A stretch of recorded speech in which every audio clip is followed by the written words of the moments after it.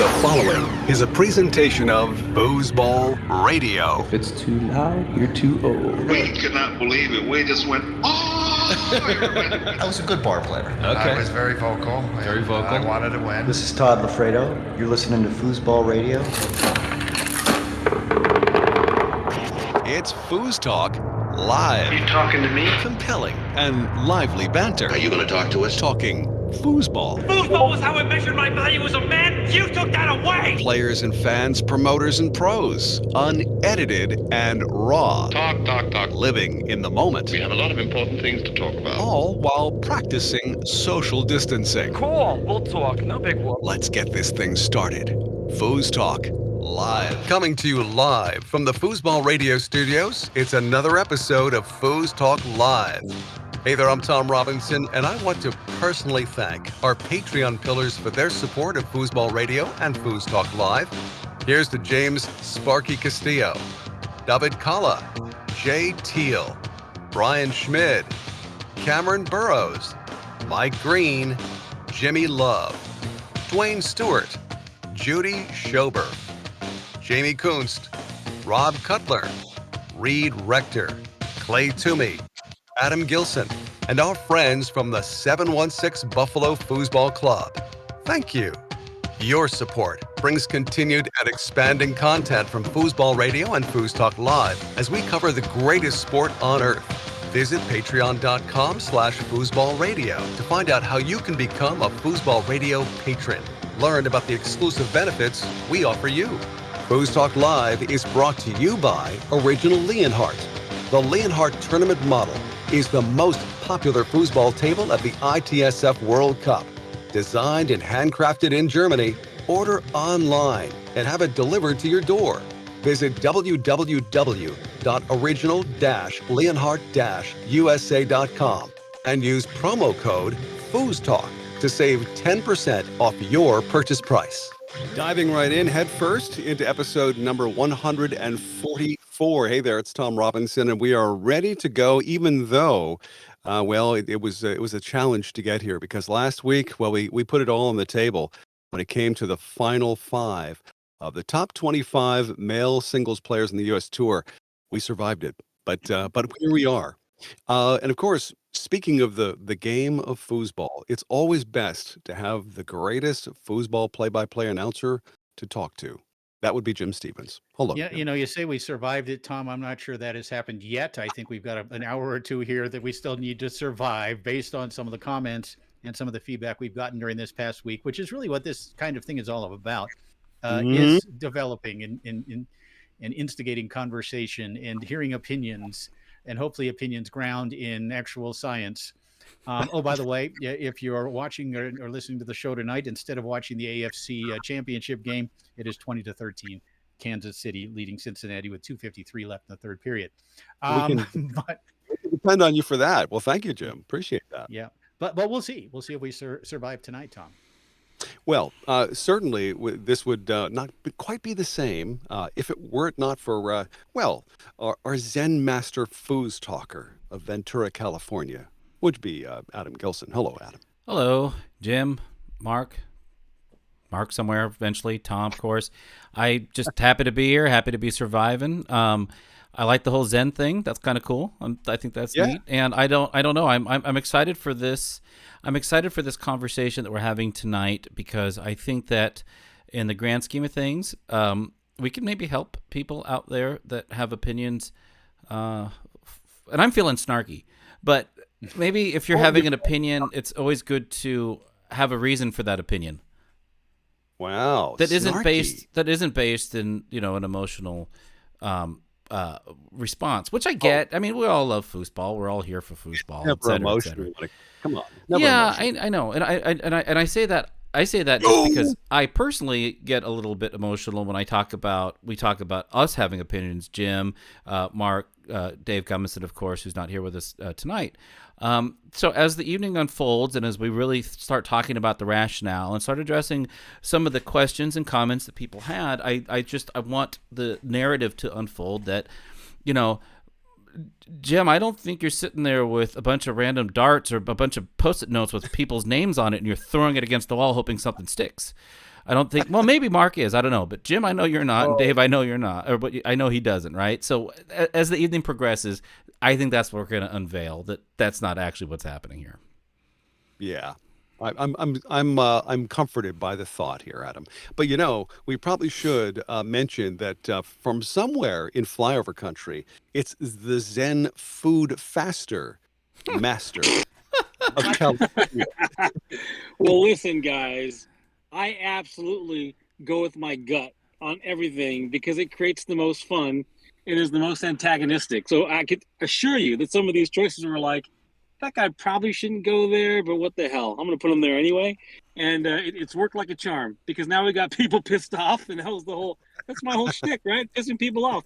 But so I think that it's a case study every time we do this, and how emotional people can get connected to certain choices. And I think I love the idea that there's some randomness to the decision making. I don't think randomness is a strong word.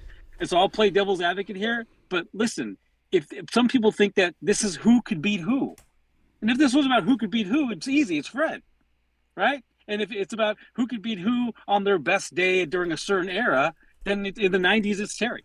It's not that. It's not. This is why people get so mixed up and confused and follow their own little truths and meander in these little pathways. Everyone has their own little journey with this, and the whole thing entertains the hell out of me. So Adam, to your point, I'm not trying to undermine your point. It's formulaic, and still we didn't agree, and people aren't going to agree with us. But the good thing is we get a lot of feedback online, and we get to speak to that. Go ahead, Jim. No, and you're right about all of that. Both of you guys are. But, there is some emotion involved, of course, how we feel about a certain player, how they impacted us when we first saw them live, perhaps. But, there's a lot of things that go into this puzzle, into this, this theorem that we come up with. I mean, there's the eye test, obviously. And for a lot of people, that's all they look at. They look, this is the best player I ever saw. I'm putting him up higher on the list. But I think we also see on this particular list, world championships mean a lot. There's only one player, interestingly enough, there's only one world champion who was not on the list. That was Brandon Munoz. And the only reason he's not on the list, body of work isn't there. Yet still, we take the number of world championships. If you look at our top 5, look at the top 10, it really you can almost count it down, the number of world championships that these players had and then where they are on the list. Length of career certainly is part of it. Oftentimes we're going to look at someone who had a long career, a long successful career, multi-tables, multi-eras, and we're going to give some strength to that. Also, the strength of field. There was a comment somewhere this week talking about Ryan Moore and Billy Pappas being flipped. Okay, right? And there's something to be said for that. Now, again, Billy Pappas won 4 world championships. Ryan Moore on the American Tour has won 3. But you also look at when Billy won those world championships, right? You look who was out there. Right. Fred was there. Tony's on top of his game. Ryan's coming along, just breaking through, an amazing player. Rob Mara's out there. All these other great players during that 2005, 2011 window that you got to give a lot of respect to what Billy did during that time period. How many majors have they won? How many overall championships have they won? How many state and regionals? All these things matter. And the other thing I think that matters with some of our pioneers who maybe didn't have a long career was how did they impact the sport? How did they impact, in this case, the singles format? How much did other players, how much did they derive from what these pioneers of foosball brought? And so all of these things kind of go into the mixer, right? Each of us has different strengths. Each part of the puzzle is a little bigger here for us, or for me, a little different for Adam, for Mark, for Dave. And then we kind of come out the other end of it with our opinion. But it's an opinion, Adam. And I know you were touching on this and you were feeling snarky about this. And I love that about you. But let's make sure when we have a reaction, when we react to something, when we have an opinion, let's base it on something. Let's just not base it on, this is what I feel. That certainly part of it, but not all of it. Right. Here's a quick philosophical question in a way. Let's say you took the top 5 players that made our list, and you look at how often each of them beat each other. So, like, how did Tony do against, let's say, Billy? And how did Billy do against, if you were playing Ryan? And how many times they won against each other or lost against each other? Would that change anything? A little bit. I think maybe it would. But I think when you look at that, And again, we've talked about Fred and his abilities on other tables and how he really never loses. There is nobody that challenges him. Here on the American Tour, there were 3 guys that really challenged him during the course of his career in Spredeman, in Pappas, and in Moore. And all 3 of them have very good records against Fred compared to everyone else in the world, right? And so these things do matter. And I guarantee you, none of those players was undefeated against any of those other players. They all had wins against each other. And it probably, if we were to look at that and break it down, it'd be pretty close across the board. Yeah, fascinating I want to stuff. interject. I think that's a great point, but I want to interject one more thing because it's completely relevant here. I've had some conversations prior to this. I think after the top 50, absolutely before the top 25. I've had conversations with David Kalla about his points list, and I've had these same conversations about the points list, and this is why it's relevant. If your brain is just a calculus, and if it's just analytics that govern your decision making, if your brain filters information, it's only data driven, then there's a barrier. So I'm trying to convince David Kalla that masters should be champions. Master is this arbitrary title that's created that people buy into because they buy into institutions and it's the way their brains operate. So I'm trying to convince David Kalla, David, people are not masters unless they're champions. But I'm just going to be direct. And it's I'm trying to move David to the space where it's not just analytics, because even on his points list, you could be a master without winning anything. And why is that relevant is because if we were just to use a calculus, analytics, some of these guys would be way higher on this list that won championships but didn't play regularly or didn't beat the guys in the earlier rounds. The list would be different if it was just analytics. The fundamental part that changes the variance in these guys is their champions. How often they were champions, how often they won, if they could close the deal. It's a massive variable, and it's not always a formula. And the 2 things are related in my brain. It's not linear. It's some kind of abstract pathway that gets there. But the bottom line is the guys that we have higher on the list are championship closers, and that matters. And I'll bring one last point up. Someone brought up to me, how is Dan Kaiser above Doug Furry on your list? And we got to figure that one out. That's kind of an interesting point, right? I mean, I think we looked at Dan Kaiser's championships, how many he won, how many world championships he won in the 70s. But it's kind of an interesting segue into this conversation. Anyway, I don't want to get into the commentary you're going to get into, Tom, because you have the list. Go ahead. Let's draw a parallel though, because what are you saying there about Dan Kaiser? That he won an unprecedented amount of open singles at Worlds during the golden age of foosball. Mm-hmm. But Furry and the super singles. And the super singles. And Furry should be higher because. I'm not saying Furry should be higher. I'm not saying you. I'm saying the people that are telling you this. Some people, like, why? Okay, well, so every single major singles championship that Furry had the opportunity to win, he won. And it's all the biggest dollar amounts ever available, as I understand it. Correct me at any time. But that's one of the. But except for when Kaiser was there.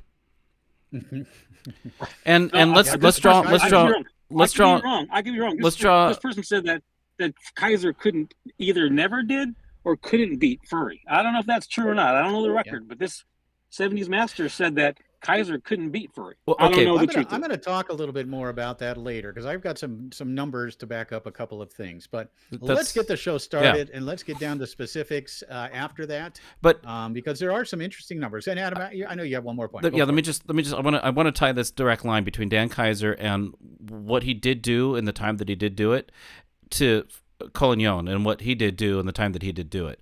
And I think it's an interesting point and something that I want to talk about later is that you could argue that we were biased towards Fred because he won a lot at the majors, but he didn't do anything regionally ever, right? Right. But we still put him up pretty higher than somebody like, Ryan Moore, these other players that won a lot regionally.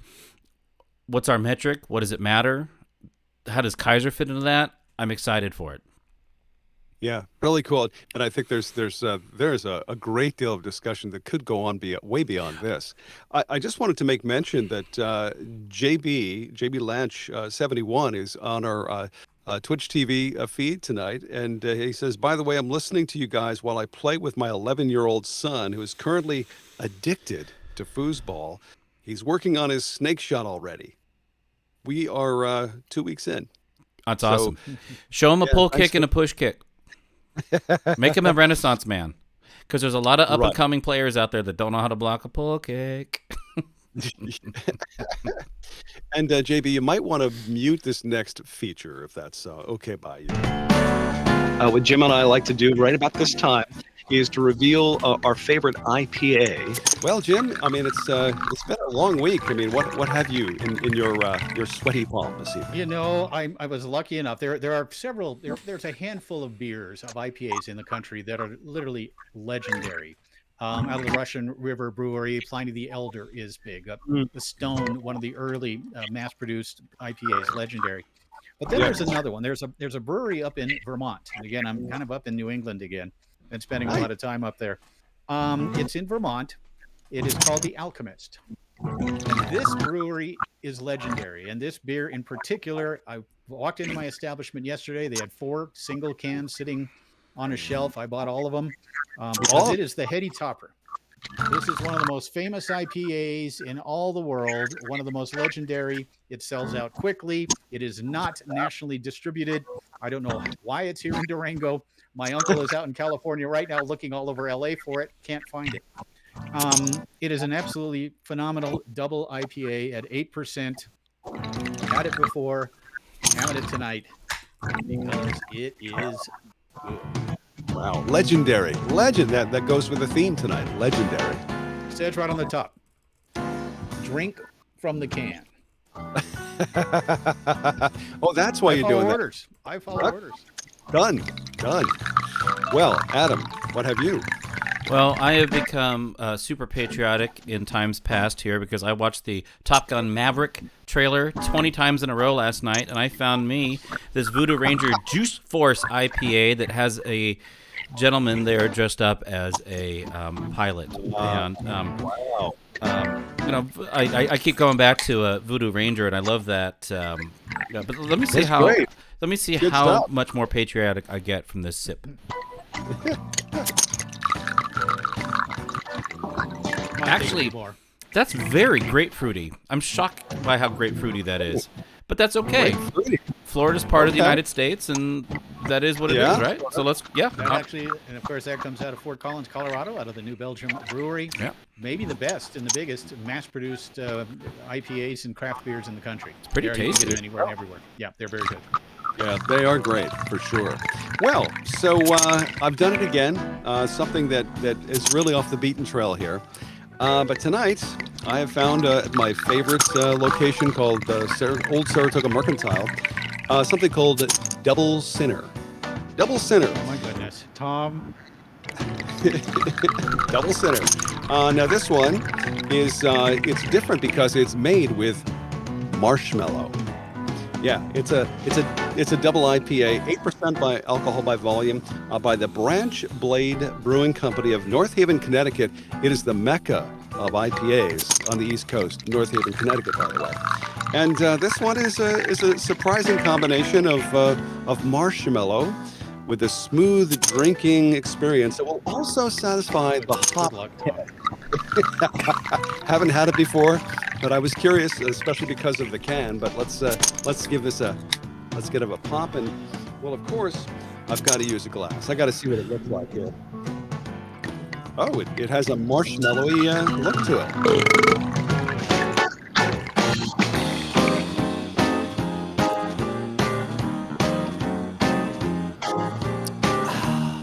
Oh, that is good.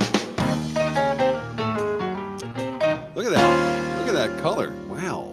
Oh, man. You know, when I was 4 years old, I ate a full bag of mini marshmallows, and I have not had a marshmallow since. Yeah. It's sort of a famous story in my family. I do not eat marshmallows. And even thinking marshmallows in beer. Let me guess, you gave that bag back at one point in so many ways. I gave every bit of it back. Yes, I did. Yeah. Oh, you know what? That'll cure you for life. But you know, this is really a pretty good combination. I mean, just the bouquet. Of what? Yeah, there's marshmallow. What bouquet? It's got to smell like the inside of a clown's mouth. Tom, blink twice if you're okay, dude. Is there somebody in the room with you forcing you to drink Only that? listen. If anyone knows what the inside of a clown's mouth smells like, it's probably you, Adam. So Yeah, Adam. Yeah. tell us. Right now, discuss further, please. The inside of a clown's mouth. I'm gonna let Mark. Mark gets one of those a year, and I guess he's gonna use it early this year, but that's fine.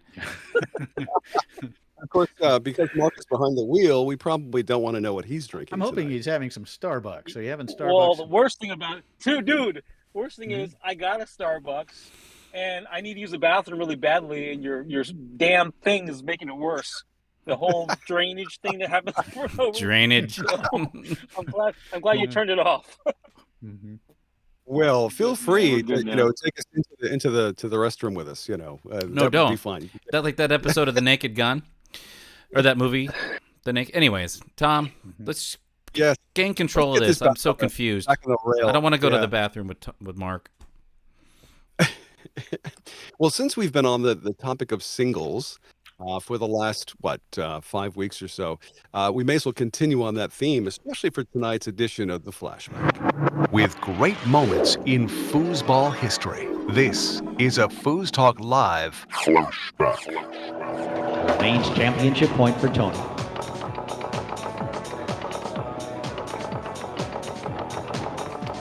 Spread him. Another chance to win it right here. For the win, Tony Spreader. Jokes it home, and there it is. Tony Spreaderman is the 2017 Tornado World Singles Champion. For the third year in a row, it's Tony. Spreaderman somewhere in that crowd of people. Here come the balloons. That's one of the most high quality foosball games I've seen in a long time. And Tony's extraordinary. Tony's a deserved champion there. He clawed his way back and he was well deserved. Congratulations, Tony. Listen in next time for another great moment in foosball history. It's FoosTalk Live. Just reinforcing our number one player of the top 25 singles players on the U.S. Tour. There you go. Reinforcement. And that was number 3 of 5 in a row that he would eventually win, which is unprecedented. Never been done before. I know Frederic Collignon in Europe has won 5 world championships on nearly every European table, but never here in America. And Tony, the only guy to do it. Certainly one of the reasons we put him at number 1. Mm-hmm. And it's interesting how Ryan came back, and of course, in what was it? 2020, or was it 2021? 2021. Yeah. 21. That Ryan, came back and beat Tony. He did. Ball tripling. Yeah, the weekend he tripled. Yeah. And they can do that throughout the decade of the 2010s. They met probably in major championships 20, 30 times. And while Tony, I think, had the better of Ryan, Ryan was still certainly in the mix. Maybe it was something like 20-10, or even closer than that, maybe 25-15. My math's not very good there. But 22-13. There we go. And so, no, that's not right either. Never mind. So when it comes to world champion singles finals, how many times has Tony met Ryan again? Was it quite a few? I'm going to say it is 7. 7 times. Off the top of my head, the 5 he won and also lost a couple. 8. I would say 8. He's lost 3. I think Ryan beat Tony in the finals of all 3 of his world championships. And Tony has beaten Ryan, I believe, 4 times in world championship finals. The other time he beat Todd Lafredo in the final back the year that Foosballers was shot, as we all remember. Right. Oh yeah, that was. So memorable. you think Tony's record against Ryan is 4-3 in world championship finals? I think that feels right. I'd have to go over it and look it up, but I think that's pretty close.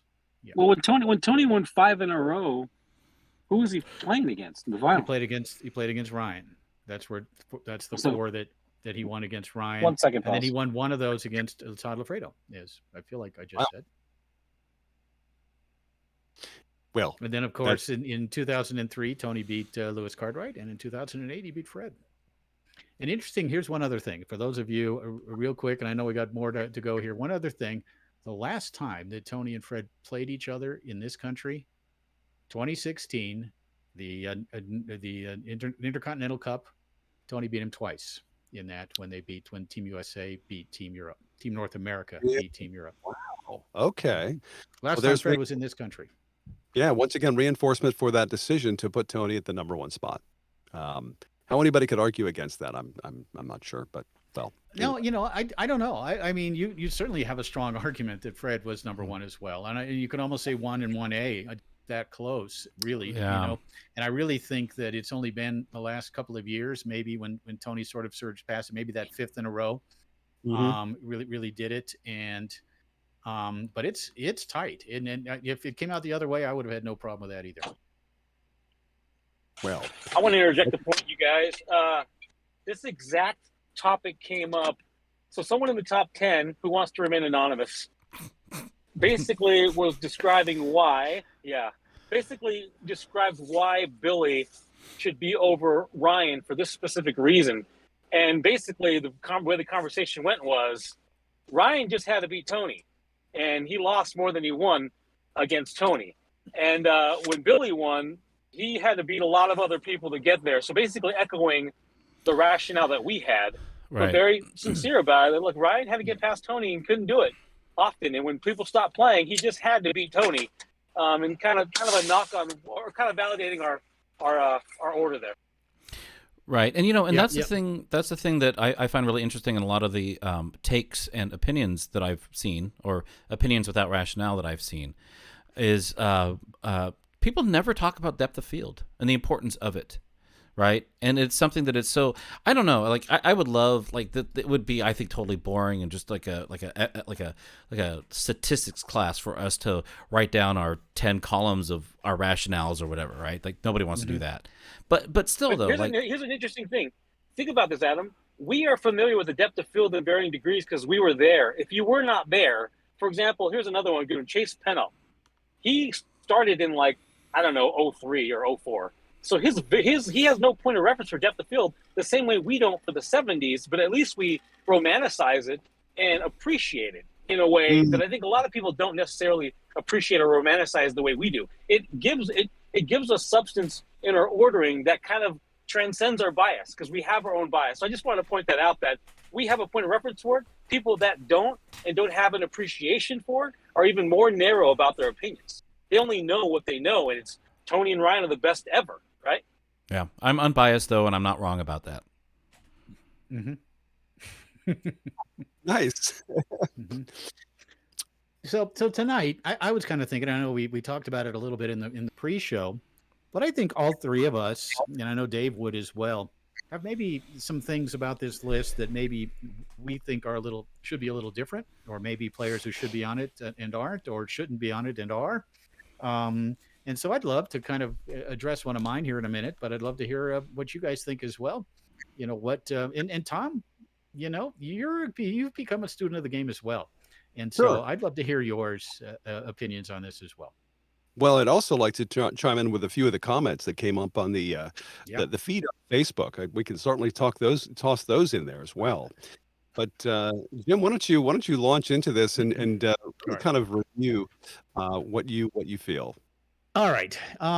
We talked about a little bit about this as we were counting down the list. To me, Todd Lafredo comes in at number 13 on this list.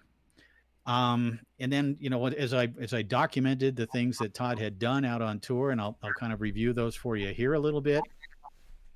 During the course of Todd Lafredo's career, he won just the 2 world titles. But he's one of the best singles players of the 90s. There's no question about it. When you're talking about the best players of the 90s, singles wise, Todd is right up there 3 or 4. You've obviously got Terry and you've got Tommy Atkinson. And then towards the end of it, you've got Fred.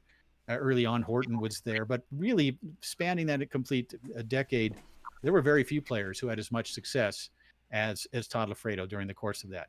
I kind of want to go over my individual ballot when it came to Todd Lafredo. And you asked last week, Tom, who would, if I have Todd Lafredo as high as 7 which I did. That's where I put him on my list.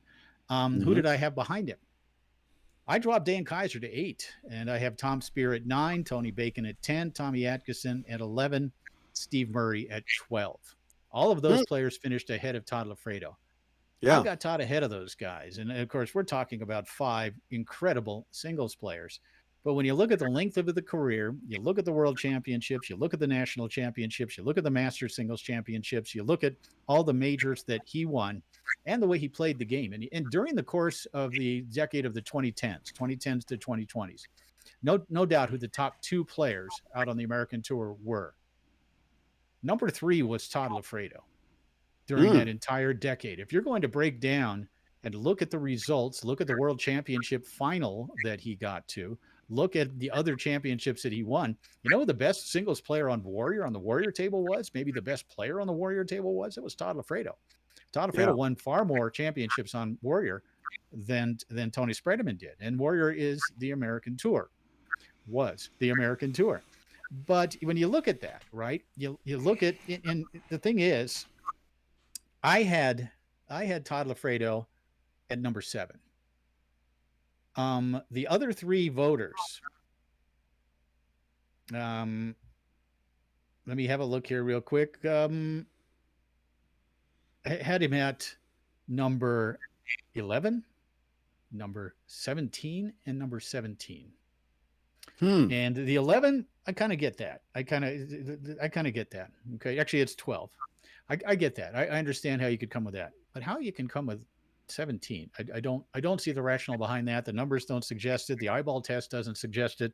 The length of the career, etc. So for me, the one thing, and there's a couple of them on here, but the one thing, the lead story for me here is that Todd Lafredo, in my opinion, was about 6 places too low. Wow. Okay. I had him at 11, Jim. I'm the guy who had him at 11, and even when I had him at 11, I felt like I blew that, and I was struggling with my memory versus my emotional connection to Lafredo, because I mean that was the guy, right? It was Murray, Lafredo, and Spear, and I'm like, there's no way Todd can't be in the top 10. And I look at my top 10, and I start second guessing. I look at your guys' top 10s, so I blew that. If I would have Todd at least 9 or 10 if I can go back, and that's just a mistake. That's a blunder on my end. And here, when I talk to other people, it was funny. I should have seen through this. The people that didn't think Todd should be in the top 10, the people that didn't think Lafredo should be in the top 10 were people that dominated Lafredo. So, of course, like Tommy Atkinson doesn't think Lafredo should be in the top 10 because Tommy kicked Lafredo's ass all the time. That's not a fair assessment of where Lafredo should land. So I think I allowed other opinions to color my judgment, and I should have had him higher than 11, and that's all I'll say about that. I think I blundered. Tommy Atkinson owned Todd Lafredo in the 90s. Todd Lafredo owned Tommy Atkinson during the 2010s. Interesting. Why is that? Different player. I mean, Tommy was certainly at a different level then. Still a great player, of course. Still a top 5, top 10 player out on tour. But at that time, during the 1990s, we're talking about a top 3 or 4 player with Atkinson. Wow. No kidding. No, it's again, this flip-flops from decade to decade. Things change. But consistently speaking, Todd Lafredo has been in the mix since the very early days and still there. And he's, 62? And has won major championships on every table. Yeah. So, yeah, I think he should have been higher, personally. That's just my take on it. Adam? Listen to Tom. I love when Tom gets opinionated. I love that, man. Keep it up. I you know what I think what I would like to do the next time we do this, and I think we're going to do this again in the summertime. I think we're still going to figure out what particular topic, probably lady players, right? But whatever, it's a little tease there. But I'm sitting here and I'm thinking to myself,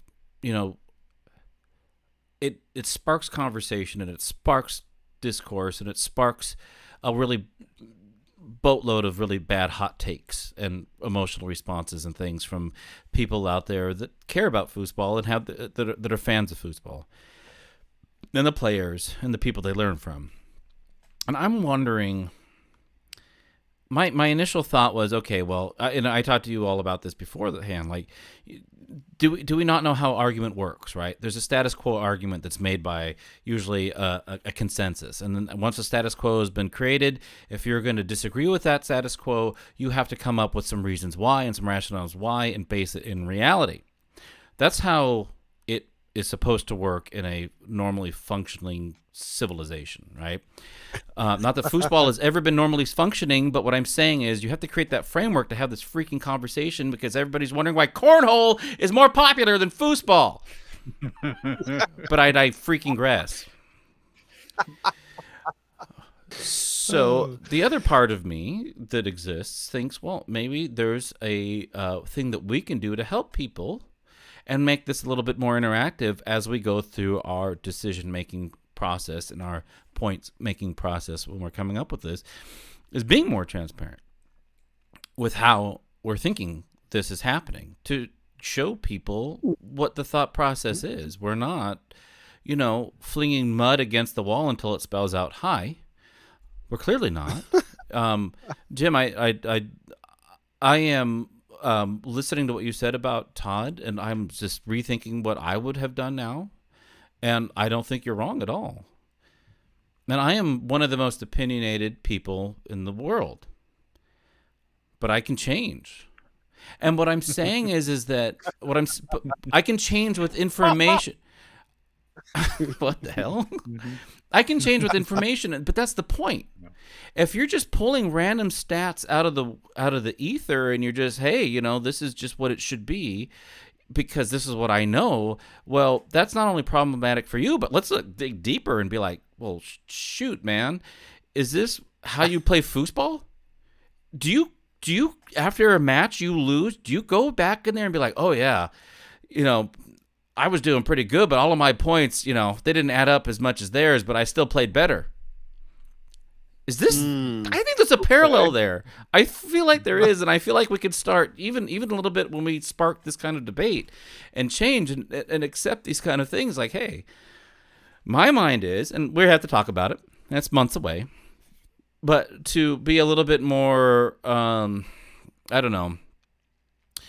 To find some middle ground, and we're going to talk about it, but to find some middle ground to having this conversation, being purveyors of opinions, and frankly, let's be really honest, the dust is going to settle a couple months from now, the same way it did in the top 50, right? Sure. It is still going to take hold in people's minds. We still have to be incredibly cognizant of the fact that people are still listening to us as FoosTalk Live, Foosball Radio, Jim freaking Stevens over there, and I guess Mark, Dave Gumison, of course. We have these opinions, and they're being rendered, and they're being out there, and at the very end, people are still going to be like, Fred is still, top 50, players in the United States, and yeah, that makes sense. That does pass the eyeball test, but what about everybody else? Where does everybody else land? How does that work within the grand communication of foosball in the last 50 years in its history? And I don't know. I feel like maybe it's something that we can think about going forward to be a little more transparent, a little bit more obvious in this, not just for our sake, but for everybody else's and anybody else that has been destroyed by a push kick and thought that a dink was weak when they didn't realize the dink is the most powerful shot in a push kicker's repertoire. I'm Adam Gilson. I don't know. Every time it's like a master class with Adam. Every time I hear Professor Gilson, I feel like I've learned a lot, and not just about foosball, right? Right. Thank you, Adam. I don't know. I'll just like briefly on this. I don't know. Look. You have so much debate right now going on in who are the top 5 in the NBA with endless statistics and endless number of pundits and experts and guys that were there, and you get a wide consensus, but you still get this hard no. It doesn't matter how transparent the metrics are. It doesn't matter what metrics you use. It doesn't matter because people get emotionally connected, and we're talking about the NB freaking A, where every stat for 70 years is documented, and they still don't agree. So it's always going to happen with us, and I think it's what drives this conversation. Transparency, fine, we can do whatever we want, but at the end of the day, it doesn't matter. It does not matter. People are going to disagree, and for me, that's the enjoyable part of it. It is, and I just wish that people disagreed better.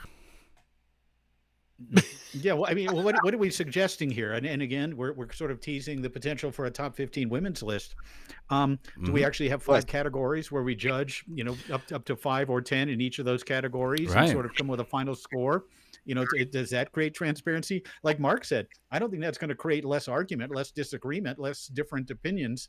But if you do want us to be a little more transparent, I suppose that's one way to do it.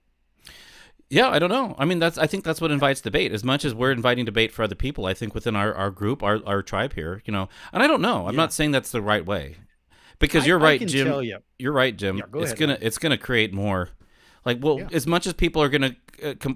I use the term complain very lightly, but as much as people complain about what we came up with in our top 25, they'll be like, well, why was your 30-point list so bad that when you were using to describe, this is your column checklist in your Excel spreadsheet, it never ends. It doesn't. I can tell people that for me, my trained foosball eye, which I think is as trained as anyone's, is a big part of my decision making. As much as I like to, and I love stats. I'm a baseball fan. I'm a sports fan. I love stats, but stats are maybe 3 or 4. For me, I want winners. I want champions. Like Mark, talking about master players being champions. I think that's so appropriate, because I want people who know how to win. You can do it. What is how do you know how to win? What is that? It's so abstract we can't even define it scientifically or mathematically, right? It is something. How do you put away a match? How do you respond under pressure? How do you close, right? And for me, you win a world championship on the American Tour, the Premier League of foosball, and it is. And I've traveled everywhere. I've seen every league, so to speak, right? The American Foosball Tour is the strongest. It is. And so winning a world championship on the American Tour, to me, it's huge. You win 2, oh my God, 3, 4, 8, like Tony Spredeman. No matter what, no matter the strength of schedule, any of that. And Tony played through all those time periods. He went from, basically 02 until now. And that's a pretty big spread. Didn't play in the 90s, but would have been successful in the 90s, of course. But winning a world championship matters. And that's why every single player on this list, barring 3 maybe, won world titles. And every world title in the history of the American Tour is represented on this list, except for one, Brandon Munoz, who will be perhaps someday on this list. But I think, maybe if we explain each of us our own individual approaches to this, maybe it'll help to kind of open things up a little bit, make things a little more transparent. Jim, I got to second you on this. It's important, and you're going to love this. So when we were doing the Kickstarter, I got a hold of Frederic Collignon. I said, Frederic, I'm going to make a belt for you. You could have whatever you want on it. Every championship from every table, anything, World Cup, anything you want. You tell me what you want on this belt. It's your belt. And he said, I only want one thing. I want Tornado Championships on this belt. I don't care about Garlando. What does that tell you? All he cared about was his Tornado World Championships. And he told me that was it. The only thing that mattered. The toughest ones for him to win, and the one he holds most dear, are his Tornado World Championships. That's all I have to say on that. Yeah, that does. And it really speaks, and we can get into that as we start diving into the comments that we see. Mark, by the way, I want to thank you for joining us from your Uber Eats route tonight. That's pretty awesome. Mark, your dedication. Mark, if I'm not mistaken, you're somewhere between Dubuque and Des Moines. Where are you? Nowhere. Dude, I'm driving at high speeds on an icy road. Very funny, mother lover. So, Mark, I have to ask, when you're on that route, do you actually dip into the fries once in a while and, just sample the food before you deliver it? We all do. I pull over. We all do. I would. I sure would. No way. I would really? totally. I would eat everybody else's food. Oh, God, I love that kind of inside information. Yeah. Talk about inside food. Inside food. Damn. That's terrible. I'm sorry. None of you deserve that. Well, now it's starting to degrade. No, it's not. Let's hear some people. I want to hear what people. We've said our piece. What has everybody else said? Well, here's some things that appeared on the Inside Foods posting on Facebook. what 70 comments. We're not going to get to all of these, but a couple of choice ones. I think this one is really something worth mentioning. But Mario Oreganello said that no question, all these guys are great, but not giving Federico Collignon the number one spot is the most laughable thing I have ever seen. Americans will never give Federico the number one spot ever. Now, wait a second. He was number one in our top 50. Yes, So he there- was. Right. He never had the number one spot. Unanimously, by the way. Unanimously. Right. He never had the number one spot due to the fact that he only played in 2 tournaments a year in America. He revolutionized singles. He has to be the most consistent foosball player on the planet. He has to have had the highest winning percentage out of any foosball player in history. Just wondering, what statistics did you use or did you vote on, and on how you came up with that list? All right, let me give you this. Frederic Collignon, first of all, Mario, love Mario. Great player, no doubt. Greatest player in the history of Canadian foosball, in my opinion. That's fair. But Frederic Collignon played in 18 Tornado World Championships beginning in 2005. He won 7 of them. That's impressive, no doubt about it. During that time period, it was number one. Is he penalized a little bit because he only played 18 years? If he had gone longer, and remember those first 3 years, he was playing basically as an expert player. In the last year, in 2007 or 1997, before he broke through in 98, he finished top 10 in all 3 open events. 5th, 7th, 9th, whatever it was. But and certainly a great case is made to suggest that we voted Tony over him because he's American. Certainly in the case of Adam and Mark, not a chance, and Dave, well, maybe Dave. That's a little ludicrous. I think Mario, knowing particularly me and my international experience, and I guess the one thing I'll close with here, if Fred had have played, let's say he doesn't retire from the American Tour in 2012. And again, this what if game, we can play this all day. What if the TS players continue to play in the 80s? What if there was stronger competition for Ryan and Tony, et cetera? Although, really don't underestimate the level of competition during the 2010 to 2020 era. There were several really good players still playing. Mahrez, Lafredo, Robertson, et cetera. There's a list of about 8 or 10. Not quite the depth of earlier decades, but still not bad. But if Fred had played another 5 years, say, I'm guessing he wins a couple more world championships on Tornado. And if he does, he would be number one. However, you got to take what Tony has done. The body of work is extraordinary. No one's ever going to win more tournaments on the American Tour than Tony has when you talk about state, regional, majors, world championships, et cetera. And I'm not sure. I don't think anyone's ever going to win more world championships than Tony on this table. So you got to weigh them. Mario, I love you. But to suggest it's an anti-European, anti-non-American thing isn't fair. And I think that all of us here, certainly who voted on this, didn't take that into consideration whatsoever. Yeah, absolutely. And Jim, you know what's fascinating about that? Because we talked about that. Because I replied to him.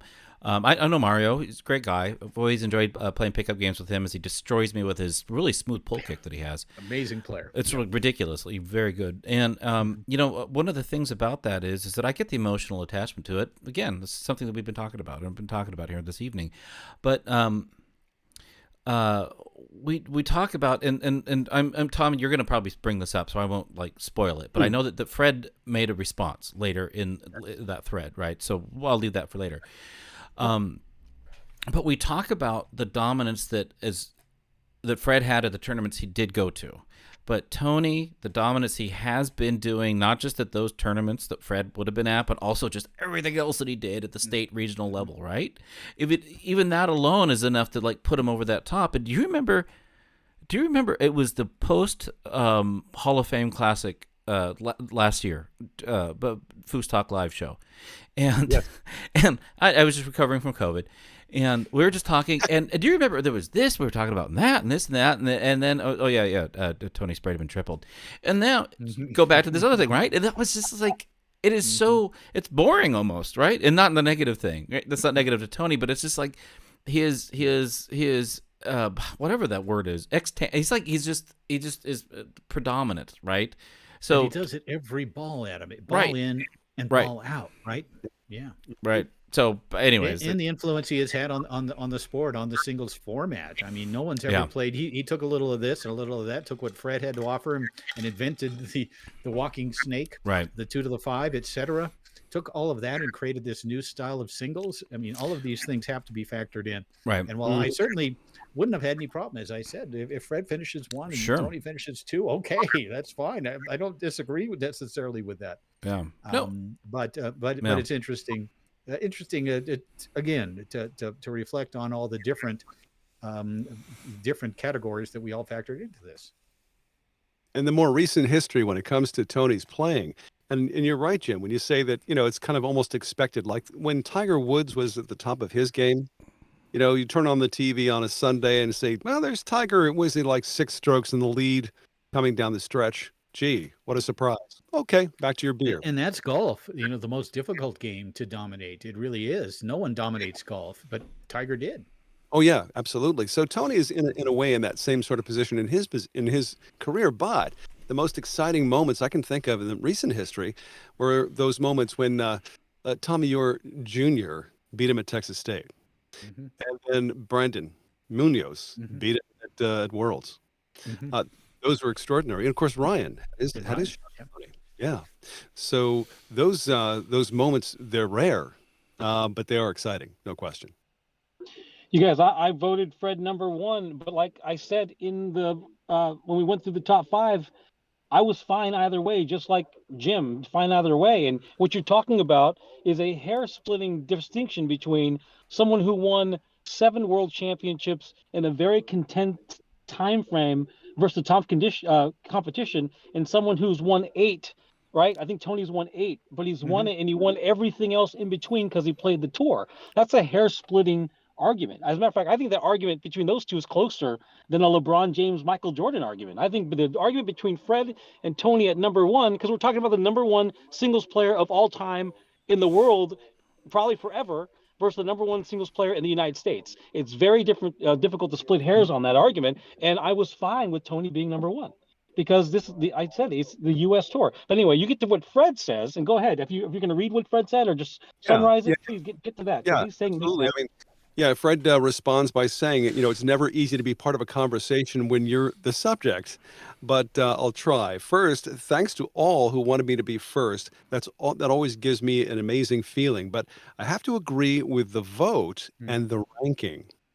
Considering this vote is about the American tour and about singles on the American tour, it would not be fair not to put Tony on the top of the list.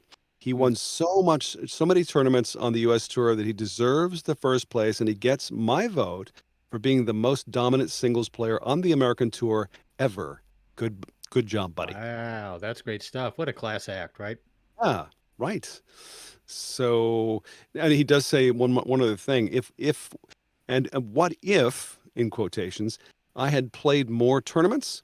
I will answer, the absent are always wrong. So it doesn't come into consideration in a vote to me, but thanks to Mario for trying to. Ooh. The absent are always wrong. That's awesome. Yeah. That's really good. That's really good. Yeah. He is and again, it's an honor that Fred would pipe in on this. And I think, it's accurate. And I think Fred sees that. As much as we know, Fred's the greatest player to ever play the game. He's the greatest player that will ever play the game. We're never going to see anything else like Fred. There's no question about it. But when it comes to singles on the American tour, you got to go with Tony. Yeah. I'm more in agreement with that now than I think that I have been in the past, for sure. I've got one other discrepancy, if you will, on between my list and the eventual list. And that's a guy, and maybe I'm a little biased in that he's a Southern California player. But on my list, I have Greg Jeep Perry at number 16. Yeah. On the actual list, he comes in at 22. For me, if you've ever seen Greg Perry play singles, he sucks the air out of the ball. He slows it down. It's all about him. He dominates time of possession. It's that slow, take 10 seconds on the 2 rod to pass to the 5 rod, take 15 seconds on the 5 to pass to the 3, take 15 seconds on the 3 to shoot a dink. All right. That's Greg Perry. He was also a really good defensive goalie. This was a guy who was a great, great singles player, a world champion on Tornado in 1988, a very difficult time to win, a national champion in 1995 with everybody there. He beat Terry Moore in the final down in New Orleans on his birthday in 1995. For me, Greg Perry changed, everybody kind of has their anti-Perry. No one was really a Perry fan. It was difficult to watch him play. He was OCD to a fault. He was all about him. And so there was a little bit of a distastefulness about that, perhaps, for a lot of people. But when you look through all that, you looked at the game that he was playing, it was so high-end. It was elite singles play. I had him at 16. He came in at 22 on the list. For me, 22 was too low. Jim, where did I have him? Do me a kindness and tell me where I put Greg, because I have a quick word about this, too. I want to know if he was on my list or he was higher. Can you see? You had him at number 21. Okay, so and neither Dave nor Adam had him on their list. Whoa. Yeah, because they didn't. So look, I'll speak for myself. I'll speak for Dave and Adam too. They don't know what the hell they're talking about. But let me let me just say this about Jeep. I'll say this about Jeep. I discriminated against Jeep because I'm going to be honest. I'm looking back. I'm being introspective, and I need to understand my biases. And because his game was boring to me, I'm pretty sure I discriminated against him. Now, at least he was on my damn list. He should have been higher, but probably because I didn't like to watch him play and I didn't like to lose to the dude. Everybody hated losing to Jeep. I think I discriminated against him. He should have been higher on my list too. And that's where I clearly screwed that one up too. Well, Mark, it's nice to catch you at confessionals as well. Yeah. This is always very fun. Bless me, Father. For It's actually no. I It's think you were talking smack, but my connection broke out right when you were talking your smack. just always assume I'm talking smack, Mark. Yeah. Yeah. Actually, I'm glad, Jim. I'm glad you brought up Jeep because he's just coming back from a timeout, and I should probably get back to the match. We started in 2002. Yeah. What was I going to say about Jeep? The methodical nature. We talk about this. We have this in columns, right? When we talk about foosball, we have the players that are just talented and good, and we just know, they're electric. Like they could play in the dark, and it would just illuminate the room. Then you have other players that, as Jim, you so eloquently described, are make the best of what it is that they have, and they're very cerebral, like Jeep, and he does that, and it's so phenomenal to see him do that. In the teens in that list, I don't know, and that's what I was thinking. This is the thing that I like, because this top 5 thing, this has been very fascinating, because this has been producing a lot of conversation for people. But when we start talking about 11 to 15 and everything below, we're talking about foosball in a level of nuance and a level of almost nerdy-istic thing that maybe a lot of people aren't going to be vibing with. But I think that's the point, to have these conversations, to talk about that. Because Keith, you're in there. You're all of you people actually in Twitch. How many of you have ever watched Jeep Perry play? Come on, be honest. How many? Because Jim, it's like one of those things. Like, and you're right. You can't really comprehend that. What's the analog? Who plays like that now? Maury? Now, Maury a little bit, I suppose, but not at that level. Very few people play like that. Nobody does, right? He played the percentages better than anybody. Yeah, right? he did. Close to it, right up there with Fred and with Tony and with these players. He was playing the percentages. He just didn't have that kind of talent. But when you take that long, when you analyze the defense, when you spend that much time in preparation, another guy who was a practice demon, you got to give that respect when it comes to the singles format. This is absolutely, in my opinion, one of the top 16 singles players in history. Well, let's add. I want to hear Adam. Was it just an oversight? Was it someone you didn't think about? I would ask the same thing of Dave. Was it someone who just was Dave, out of Dave mind? said he forgot about Jeep. That's what he said. He said he forgot about it. Yeah.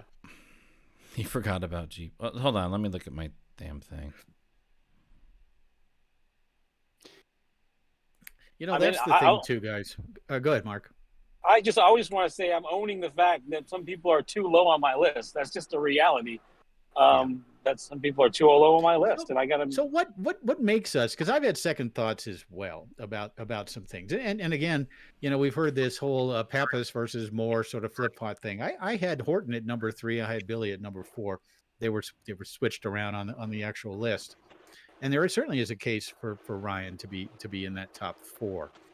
But what is it that has made all of us maybe look at it and say, yeah, I might tweak this a little bit here and a little bit there? Is it based on what the other opinions are, the other 3 people on this list? Do we hear that and go, you know, you might have something there? Obviously, that's happened tonight, right? With the Yeah, for me, I'm looking in the mirror. For me, I got to look in the mirror and say, I got to look in the mirror and say, Jeep is 21 on my list because I thought his game was ugly and I hated losing to it. That's his honesty. Like, I thought his game was ugly and I hated losing to it. But you know what? He's a sublime player for his skill set. It's unimaginable. And I thought I was appreciating it. That's why he's on my list at 21. Open singles world champion with the weakest overall skill set, I think, of anyone on that list. Yeah. I think that's the fair greatest thing to overachiever, 100%. I think, in the history of foosball. Yeah, 100%. And that's something I had a chance to play against Jeep starting in the late 70s, right on through the 2000s. And if he showed up at a tournament in Los Angeles and Southern California, 7 out of 10 times at least, maybe 8 out of 10, he was winning that tournament. That's how good he was, how consistent he was. Another guy who plays every single ball, every ball. Look at the type of self-determination you have to have and focus you have to have to know from the beginning that the guy in front of you is probably faster laterally and hits the ball harder than you ever have. And that person might have been playing for 9 months. Your level of determination and focus has to be at a peak because you're playing undermanned. And I think the thing I loved about Jeep in retrospect and introspection is the same thing I was pontificating on Dan Kaiser. The fastest guy and the strongest guy hardly ever wins. It's the person with the most focus that wins with a moderate skill set that can do a couple things that look the same. That person wins world championships. I put Spear as more talented than Jeep, but not by a ton. And Spear has the most feared 5-bar in the history of foosball, or one of them. Anyway, yeah. That's my Jeep also. I think Jeep also with a top 10 all-time 5-bar. I think tremendous 5-bar. Adam, I know you have done a little research now, and you are prepared and ready. So go. Yeah, you know what I did? I had Jeep at 20, and then I changed it to Munoz. Oh, okay. You did. It seems a little impulsive. It seems very Brandon Munoz-like, right? You're just going with a quick shot. I just, there was something. Number 20. There was something, I don't know. There was something in the 16 and below thing that I just. My rationale there was just kind of mixing and matching. This is the thing. We talk about this, right? Like, you send any one of these guys in the top 5 to any one of the big, golden eras in the past. You think they're just going to dominate, right? Like, could you imagine Billy in the 70s with the knowledge and the ability that he has? Like, yeah, he's just going to smash everybody. You just can't do that. You can't do that. And you can't do that in baseball. You can't do it in other sports. Right. But it's still fun to do. It's fun. Right? And the what if game is something that's fun. And I think about that, and I think about what Munoz. He's won a couple. I think he won TKO last year, an open singles TKO, right? And then he won open singles this year against Tony, of course, who's our number 1, right? So I look at that and I think, well, is there a world where Jeep was ever going to beat Tony at Worlds? I don't know. I don't know. I think the impulsivity, throwing him in there, because I had Munoz at 20 and then Swan. And I'm thinking, by the time I got down to that point, I'm just thinking about Flash and who wears the most amount of hats at one time. Yeah, number of hats is a big one. So, here's what you did. Here, I've got 2 things for you real quick, Adam. Number 1, Kansas City just beat Cincinnati 23-20 at the buzzer with a field goal. Number 2, Adam, with that selection, you put every single American world champion on your list except Jeep. Yeah. Well, I don't like America. Do you see any bald eagles? Do you see any bald eagles behind me? Horse with no name. Oh God. Oh, get over it, Tom. Love that song. It's a Ventura great Highway, band. it goes, How do you not like that? Sister Golden Hair? Goes on and on. The list Seriously, goes it's so good. Hey, you I play gotta that tell a song story about 1,000 Ken Allwell. times. You do it. I gotta tell on. Ken a story. Allwell. All right. I gotta tell a story about Ken Allwell because it's completely relevant in this conversation right here about dropping people in the different eras. I said, Kenny, tell me about the 70s. I need to know some basic stuff. Did you guys have 2 passes on the 5-bar that looked the same? Absolutely.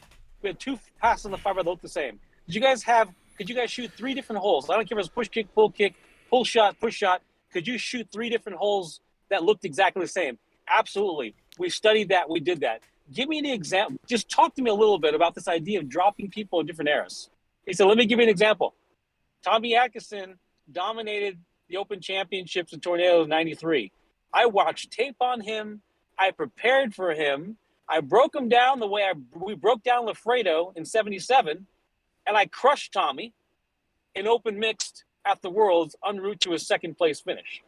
He said, here's the big difference. We had to earn everything. We had to study everything, and there was 100 of us. There was no inside foos. We had to write everything down. I'm sure Todd Lafredo and Tom Spear were sketching stuff on graph paper. But we had to study. We had to break people down and study them. And that's how we're talking about professionals, right? And the same thing exists. I don't care where you send these people. It's in between the ears. You got someone who has 2 passes that look the same, that go in different directions and can shoot 3 holes. And then it comes down to decision making. You could put Tony back there and he's going to be the most mechanically sound. And he's going to be able to do more. He's going to be like a space person. Like he's from the future, right? He goes back there. He's still got to beat these guys between the ears because they got 2 passes and they got 3 shots. You still got to beat these guys. Wearing the Horton shirt from 2001, right? Going back in this silver shirt and these silver pants, coming back into the 70s from the future. That's it awesome.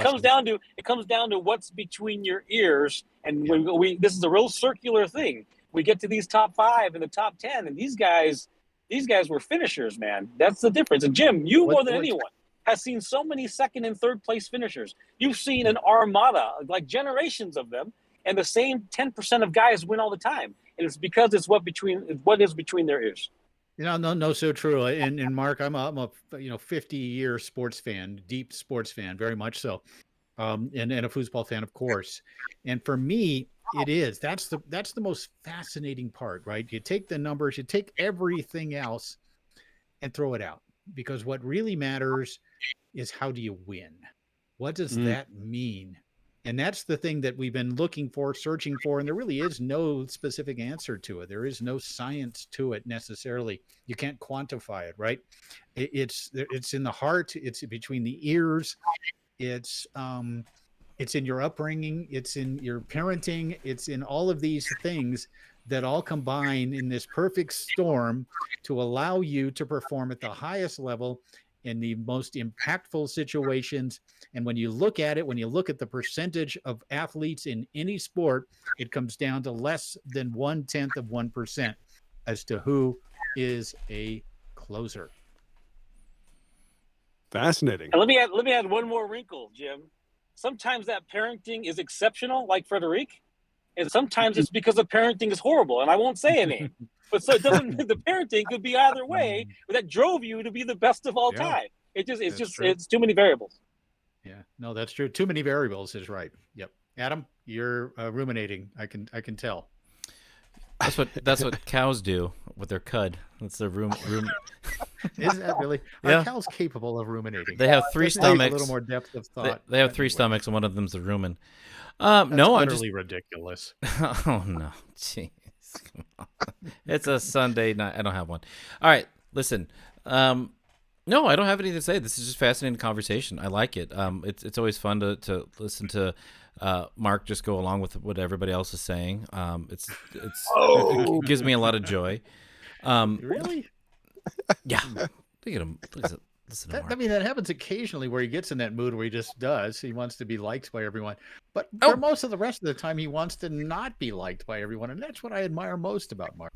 Yeah, that's his true. his ability to push the boundary. That's hilarious. That is very true. Got a couple of things for you here, guys. Listen, here are players that received votes in the top 50, but did not receive any in the top 25. Scotty Weidman, multiple world finalist, singles champion on tour. Tom Yore, also a man who has been close and has also won major championships. Jim Wiswell. How about that? We talk about what a great forward he was, and he had a singles win here and there and some regional stuff. But I think Wiswell's focus was on doubles with Furry.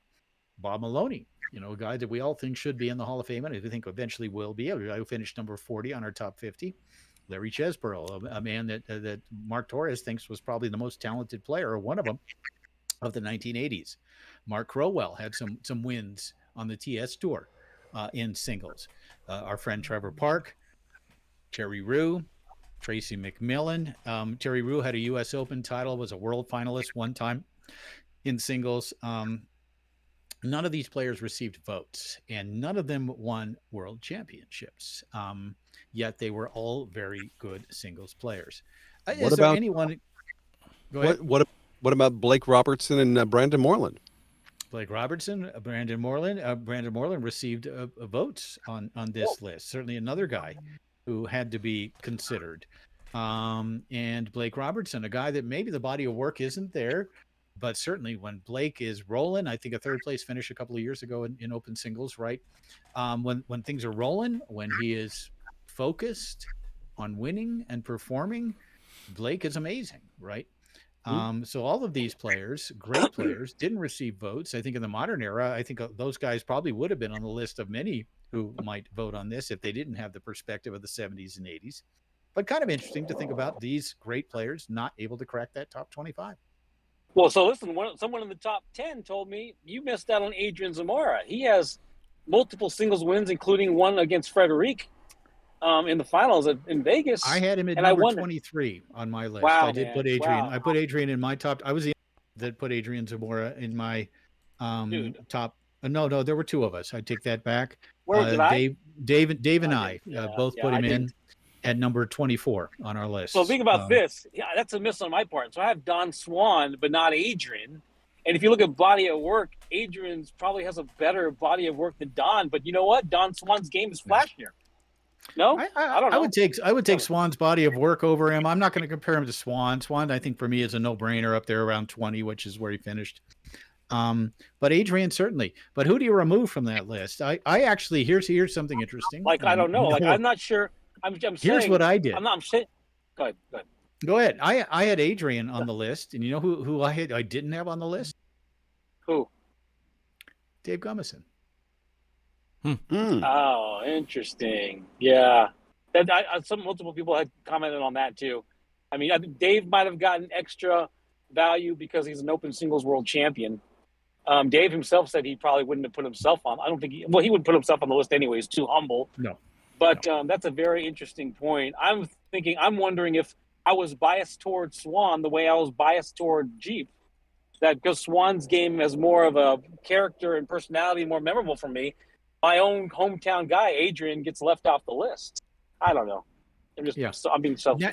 Again, no world championship. And I think that's kind of oftentimes what the tiebreaker is. Although for me, I did put him ahead of Dave Gummison, only because the world championship was really Dave's only big impact on the tour as far as singles. It was almost an anomaly, as we've talked about. He probably came into that event probably as the 15th favorite to win the world championship. But Adrian's certainly a great singles player. Mm-hmm. Tom, you got any other comments? One other thing. Some other numbers. I did this last time on the top 50. I broke it down by state. In this one, Colorado had 4 players on the list. Texas had 4. And if Brandon Moreland breaks through, that makes it 5. And he was right there. Brandon Moreland did receive votes. Finished number 28 on the list behind Adrian Zamora and Brandon Munoz. Oklahoma had 2. Tommy Atkinson, Kevin Keeter. Minnesota with 2. Florida had 3. As I always, no matter what, Johnny Horton's from Florida, right? No matter what. even though we lived in Minnesota for quite a long time and played out of Minnesota. And then California had 2 as well. So they were the only states that had multiple, appearances on the list. But again, it's Colorado and Texas that have the most. And I think that's how it finished as well on the in the top 50. We have more questions. Any other comments that we need to respond to, Tom? Well, there's something just a little off the beaten trail, if you don't mind. Yeah, of course. This This is your show, but this reflects on us as connoisseurs, you and I, Jim. Yeah. When it comes to our segment that we love so much and everyone else loves, but except for one person, Brandon Johnson. Thank you for your comment. But he says, all I know that there is absolutely zero reason to repeat that ridiculous drink pouring sample over and over and over again during the IPA review in the podcast. Please, and this is all in caps, please, for the love of God and what's left of our sanity as Foosers, limit the sample to once at the intro and move on. We can't even hear what the hell you're saying over that ridiculous sample. And yes, for the record, 9 out of 10 times, Ryan will beat Tony regardless of who prepares more. Now, again, Adam, I want you to comment on this. There is an opinion of someone, him beating him 9 out of 10 times. Is there any rationale behind that opinion or argument? No, I mean, has Ryan beat him 9 out of 10 times? Is it a 90% record? Nope, I mean, no. And Brandon, I appreciate you. Obviously, you listen, so I appreciate you listening and being in. And maybe there's something to be said about having that sound drop happen at the beginning. See, and I think this is important to say this. He's not complaining about the IPA segment. No, not at all. Just the sound. Just the sound. So I think there's something to be said about that. But yes, I don't know. That was a lot to unpack right there, because we went from talking about sound drops to talking about those are basically ostensibly fake statistics, right? Right. All right. Mm-hmm. Right. Yeah. Oh wait, Mike Green says Charles Britt. What is Charles Britt? What's the context? Yeah, Charles Britt, two-time Masters yeah. singles champion. Yeah, didn't do much beyond that, but certainly a guy that could have been in our top, 40. Let's talk about this, because you just talked about the Masters singles, right? I don't think there's a lot of people that know about the Masters singles, and there's been like different variants of it over the decades, right? And there's the championship singles and all that stuff that happened in the early 2000s. There is no normalization of anything when it comes to foosball and the events that are actually happening. And even money doesn't even work, right? Like, you can't even really use money, because the vast majority of people that were playing foosball, even in the golden age, were still like writing checks they couldn't cash, right? I mean, so where's the thread? Like, how do you look at this over the last 5 decades? You can't, right?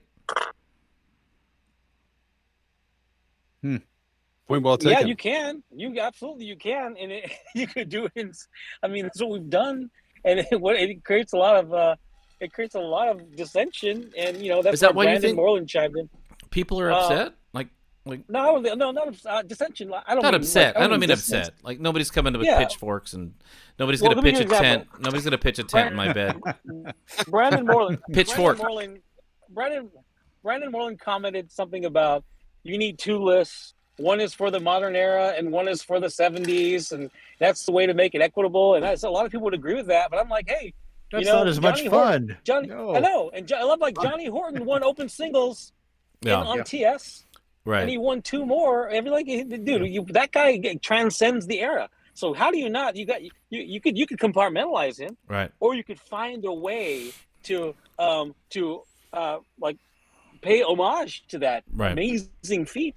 And that's why he's in our top 5. And so you could try your best. This goes back to, I don't know if I said this earlier.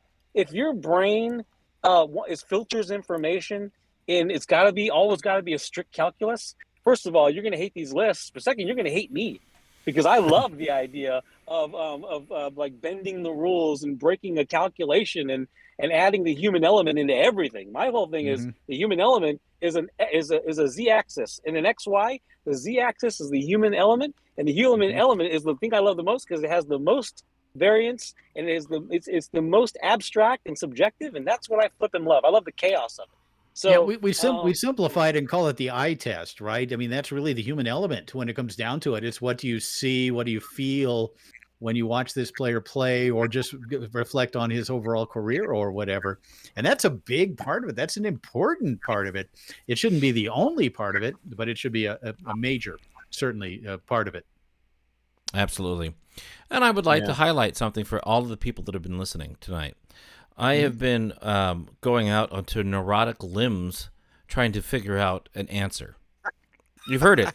We could go and clip every single one. I've done it about probably 6, 7, 8 times at this point.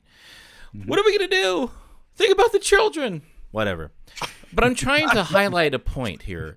And I'm trying to, that was the same thing that when I responded to Mario and his point was I kept using rationale, words like rationale and my thought process and this to highlight the fact that there was something there to it. And the same thing here. Like I am like, it sounds like I'm trying to like really have us like come down and really have something like that's concrete. But the beautiful thing about this conversation is there's no concrete, as there can never be. Like I couldn't even like we're talking about 5 decades. I couldn't even compare what I made for dinner tonight versus what I made for dinner last night because I'm a different person than I was last night. And we were talking about back in 1974 when Mike Bowers, who maybe should be higher for some people in their opinion, but in 74 when he won at Elitch Gardens at the first Worlds, there was no time limits on the rods. You think there's a 1-to-1 comparison there? There isn't. So seriously, when we talk about this, when we're talking about these lists and we're talking about transparency or whatever, we're really talking about a form of artistry that really is just bringing together for people that are fans of foosball that might want to be getting better at foosball to maybe find these tapes of these players if they're available. And I wish I asked earlier, Jim, like, you know, is there any tapes of has anybody seen Jeep play? No. People. Yeah, there is Jeep. There is Jeep footage at InsideFoos.com. Yeah, there is. There is. I know there is. Playing him, oh my goodness. And I joked earlier, but like there is no experience better than playing a player like Jeep. You know, I try to parallel it the best I can with Maury, but like who would you say is the yeah, it's tough. No, he was a unicorn. He was a unicorn. Different. Okay, but okay, not that ability cerebrally, but and this might upset some people, but I feel like if there is a spiritual successor to some degree, a Lewis Fitch type. It reminds me very much, maybe not in the extent of the ability, but there's still this kind of waiting for the bus to show up when you play somebody. You know, so many of the players from the 70s, that's really accurate, really good. So many of the players of the 70s, and that's when the American style of play was developed, would sit on that ball, right? Every rod would sit on it. That was a lot of it. They understand it's when you shoot, it's where you shoot. Those two combinations, X times X, and you know. But Jeep exemplified that better than anyone on the American. I love the way you said artistry, Adam, because that is so much what it is. For me, I took the numbers, I took the world championships, I took the era, I took the table. I took it all in, put it into the mixer, and whatever came out of it, I then put feel on it, right?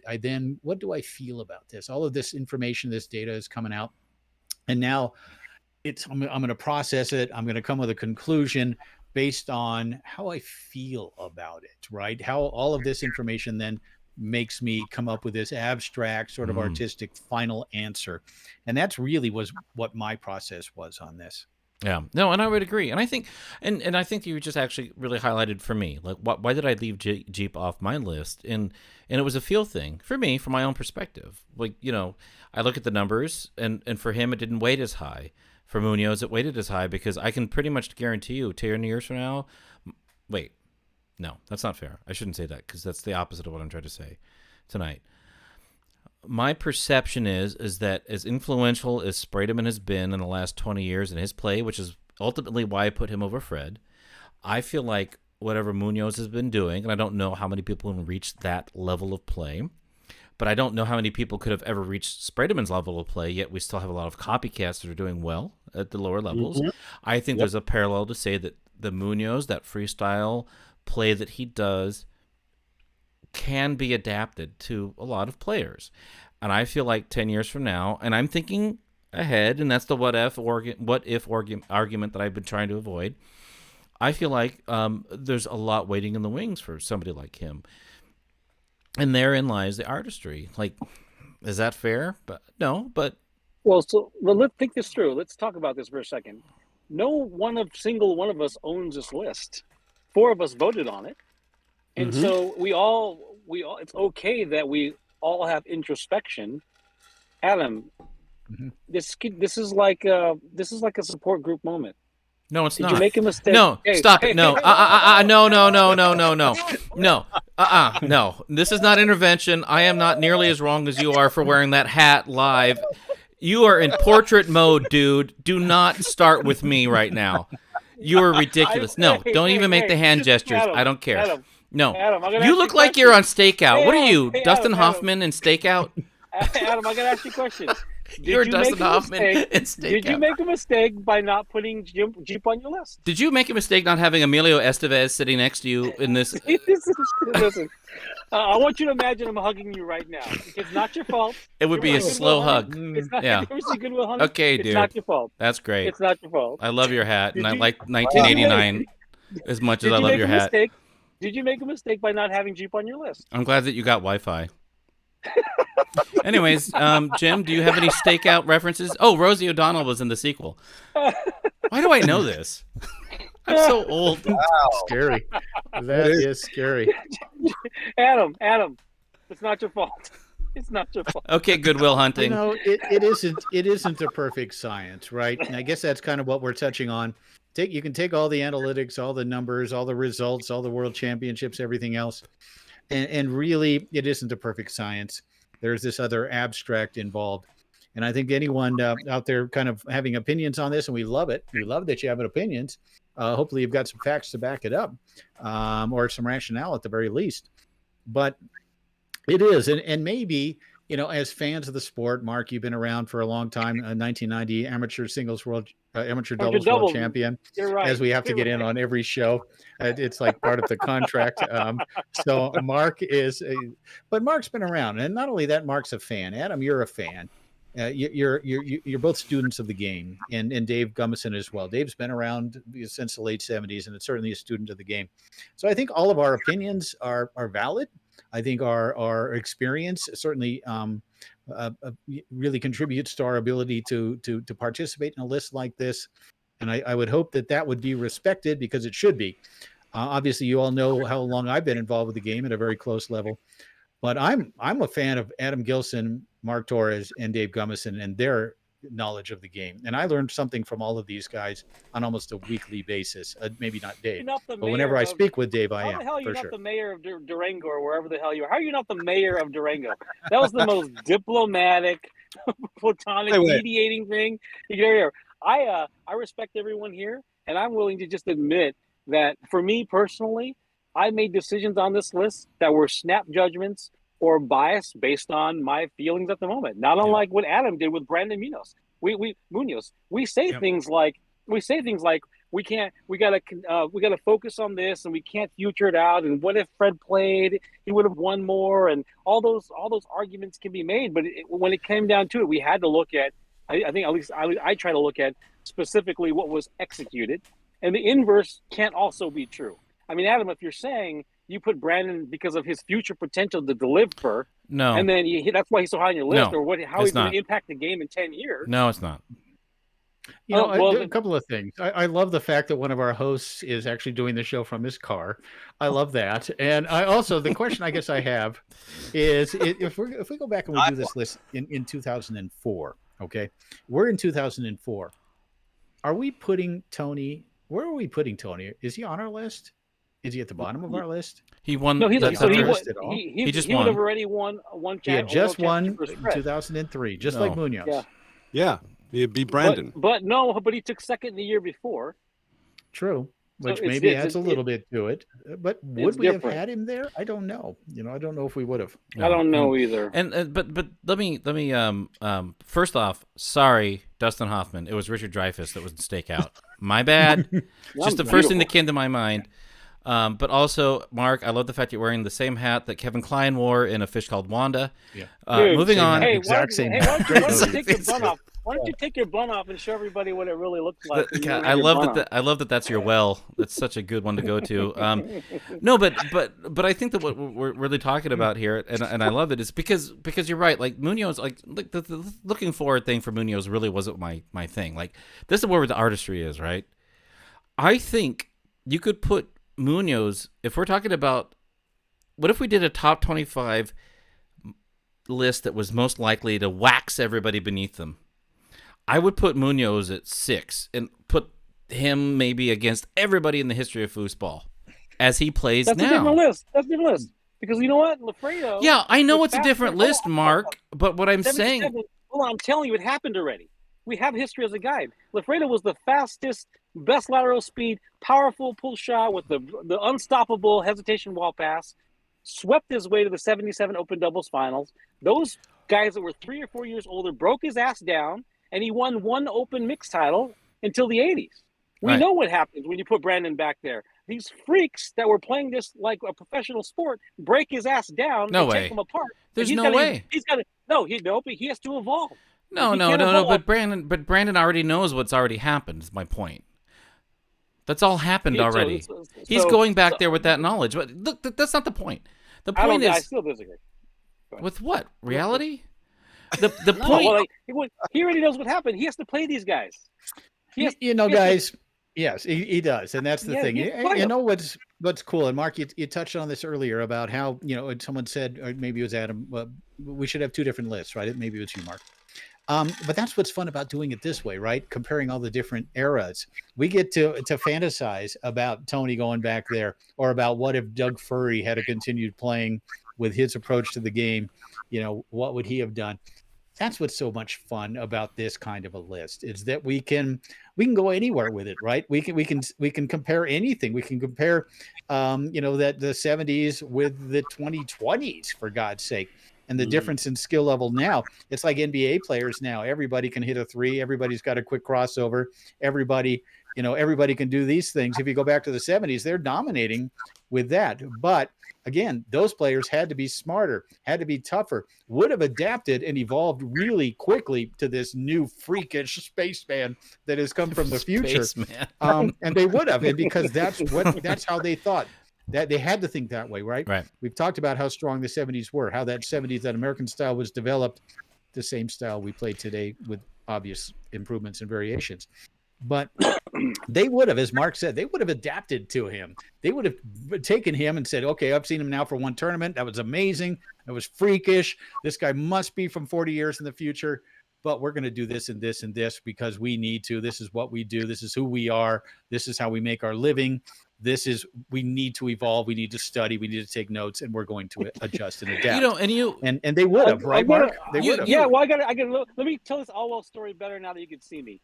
Ken Allwell said, I watched all the video of Tommy Atkinson. I knew everything he was going to do in the first 3 seconds. How come that was his process? He said, how come no one else could stop him? I just gave him whatever I wanted and then blocked on 3, and he shut Tommy out. Now, Tommy, I love you. You're probably listening. You're going to have your own retort on this, which is fine. But Kenny, Kenny's story is, I watched him. I don't know why no one else could stop him but me. He should have been easy to stop. Just block him in the first 3 seconds. He had a 70s approach. He had a 70s approach to the game, which kind of died, with most players in the early 80s. And that's what he did. And I'll say one last thing about this now. I absolutely want to hear you. One of these, to get argumentative, you will never get me. He'll never hear me saying that the modern foosball player isn't overall way more technically skilled and more sound than the 70s. I mean, the recipients of it. They got slingshots. They got all kinds. They can do all kinds of shit. Where there's a segue is the modern foosball athlete is not necessarily a stronger, faster, more nutrient-rich human being than the 70s, because foosball is just different. I mean, foosball, these guys were athletes back in the 70s. They were athletes.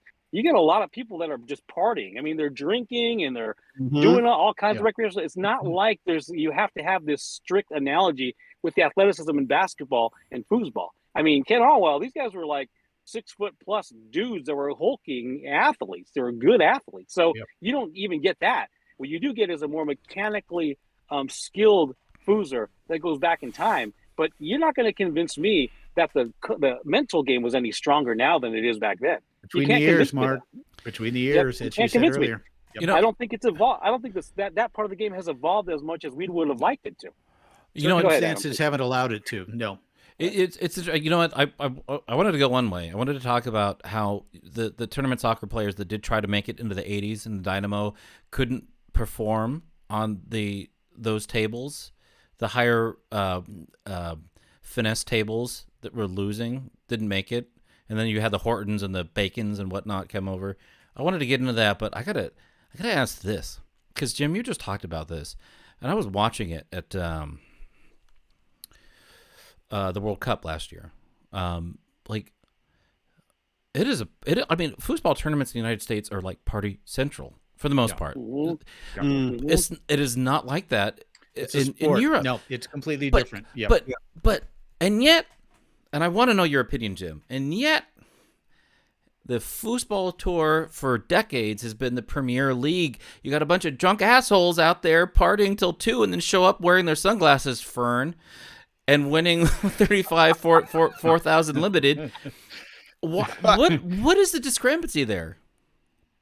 I think it comes down to the table. I really do. I think it comes down to the tornado table, the ability to do more things on it, to have more control on it. I think that's what it comes down to, because you're right. I mean, for the past 15 years or so, they have been parties. They have been. And while at the top end, I mean, Tony's not out there partying, right? Nope. Lafredo's not out there partying. These are guys, Marit's not out there partying. These are guys who are taking it seriously as a sport, but they're the anomaly. They're the rare athletes who do that. When I've covered, more than 50, 60 events internationally, and every single one of those, the players treat it as a sport. At the end of the day, yeah, at 10 o'clock when that Swiss system ends, you go have a few beers and you party, you hang out, you have fun. But up until then, it is about the sport part of it, not only in the way they dress, but in the approach to the game as well. So you have the Europeans come over and play in the United States, and they're never going to win because either they're playing people that are good, that are better than them, drunk on a more difficult table to play on, or just a bunch of like sober overachievers. I'm not joking. Yes. Like, I'm just saying. No, that's accurate. But there have been players who Thomas Haas came over, treated it as a sport. His first appearance on the major American tour, he finishes 4th in open singles. There are cases like that where they come over, but unfortunately, the exposure to the tornado table. They have tornado tables in Germany and other parts of Europe, but until you're able to come out and play on the tour, again, you know this, Mark. Fred would have never have been Fred if he had not come over and played on the tornado tour. He would never have been Fred. He would have been this European player maybe who wins most of the tournaments he plays over there, but he would certainly have not have ever been considered as the greatest player in the history of the sport. That came as a result, obviously with Lafredo, but really coming over and playing Premier League foosball against the best, smartest players in the world on the best table in the world. And that's a money sacrifice and a compromise that you have to be there for the gratification of winning a championship. You're not there for the money. After your plane ticket and your hotel, you're in the red. No. And so you gotta have the money to burn to come out here. And Federico was fortunate to have all that, including the championship spirit to win under any circumstances. And it didn't hurt that he would take 10 or 15,000 home every year from the Worlds as well. So let's reverse engineer this question. Reese Roberts is now asking this, and I'm going to preface what he's asking. So the United States is the Premier League, yes. But as Reese says, why have U.S. men players only won one ITSF World Singles Championship? Yep. Jim? It's a great question. And I have to think it has to do with what we're talking about. It has to do with approach. Obviously tables factor in, but when you look at Tony, when you look at some of these other great American players who now have a great deal of experience competing on other tables, you would think it would have happened more than just the one time with Ryan Moore back in 2010. That's a great question by Reese. It may have to do with approach to the sport, like we've talked about. So accustomed to playing in this party environment, going over into this international sport environment where you have to get your sleep, you have to eat well, you have to prepare for every match, you have to scout your opponent, You have to win your qualification matches in order to get a high seeding, which oftentimes the Americans don't do. They don't approach the qualification rounds as being important because they're not accustomed to this. But you must treat those qualification matches as being important in order to get that first, second, third seed, right? And they don't. They don't. They will take the foot off the pedal. They'll go and they'll do this. Why am I doing this? Without understanding completely the importance of it. Even worse, Jim. Even worse. I've heard more than one American player tell me which World Cup they prefer to go to because of the bar scene and the party atmosphere. And they rate the World Cup tournaments based on where the best drinking and partying is going to be. So there's even a lower dimension than just how they approach it. It's like their interest in going in ways on where they can party the hardest. Again, we have been preconditioned in this country based on whenever a tournament it's advertised by the amount of money, and in Europe that's not the case. One thing too, when Tony was on this show, I asked him this question. The one thing he is missing is that World Multi-Table Singles Championship, and I asked him. I said, Tony, do you feel a vacuum? Do you feel a void in that you have never won that particular title? And he said, no, I don't. The Tornado World Championship is the one that matters to me. It isn't that Multi-Table World Championship. And when you hear that, you've got to go, In my opinion, as someone who has covered this event on 8 of the 11 I've covered, to me, it's the biggest title. To me, this is the one. As much as I respect the Premier League, the Tornado Tour, this is the one, man. You win this championship, and you look at the players who have won it. These are the best multi-table players in the world. To me, being the best multi-table player in the world means you're the best player in the world. Did he say why? Did he say why he didn't? Like, it just wasn't his bag or what? Like, it just didn't mean as much. Maybe because of the money. Maybe because I don't know. I don't know whether it was some sort of defense mechanism because he hadn't. But whatever it was, it didn't mean as much to him. And with Tony Spreaderman in particular, he's always finding things to motivate himself. Little things during the course of a game or a match or a ball. And in this case, that apparently that multi-table world championship doesn't motivate him. Fascinating. Yeah, I could see it. I see it. Yeah. I love Reese Roberts though, man. The dude knows the game. He sits over there at 4 a.m. It's 4 a.m, right? Watching look, I'll turn this no, back it's later around. than that, even, I think. I'll turn this back around. How many people have won that event besides Fred, who won it 4 or 5 times? How many people have won it, and how many people have won it more than once, and what countries have won it? I'm guessing that there's a massive. Did Yannick win it twice? I believe Yannick won it once. The only other player to win it twice, I believe, is Kevin Hunsdorfer of Austria. I believe he's won it twice. Sven Wonsield has won it. There's been a few others. But really, Fred dominated it early. Ryan got his win, beating Fred in the finals. And Tony's been in the finals before. Ryan's been in the finals another time. Robert Atha got to the final. Was the favorite in the final against in Thomas. Murcia. So my point about that is that Tony was in the final, I guess, against Robert, but it was in Spain in 2019 when he lost to Twan Hermans of Netherlands. Here's my point about this particular event, Reese. I think the only player capable of dominating it is Fred. And after that, you're going to get a potpourri of different people playing hot, playing out of their minds that weekend. Like Ruben Heinreich won it the last time. He just was incredible.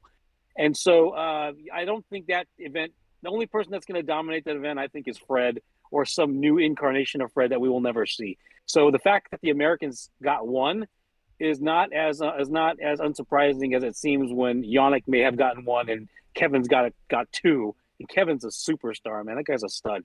So I don't know. I don't think that tournament can be dominated.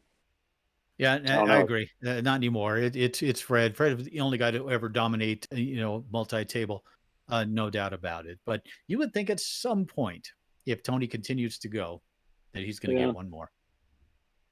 Well, this comes back to the question, and I've always wondered about this just as a casual fan, but why have we never played an actual ITSF World Cup on this side of the pond?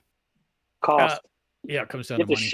You got to ship 60 tables from 4 other countries. You got to ship the tables over. It's even more than that. The national Federation has to basically come up with $200,000 or $300,000 from sponsors or whoever in order to even begin to get in the mix to run something like this. And like Mark says, the cost, when we have them in Europe, they've got to fly the Americans in from Europe or from America to Europe. They've got to fly in a few of the Asian tournament players, because the top 16 men get in, get their trip paid for. Top 8 women get their trips paid for.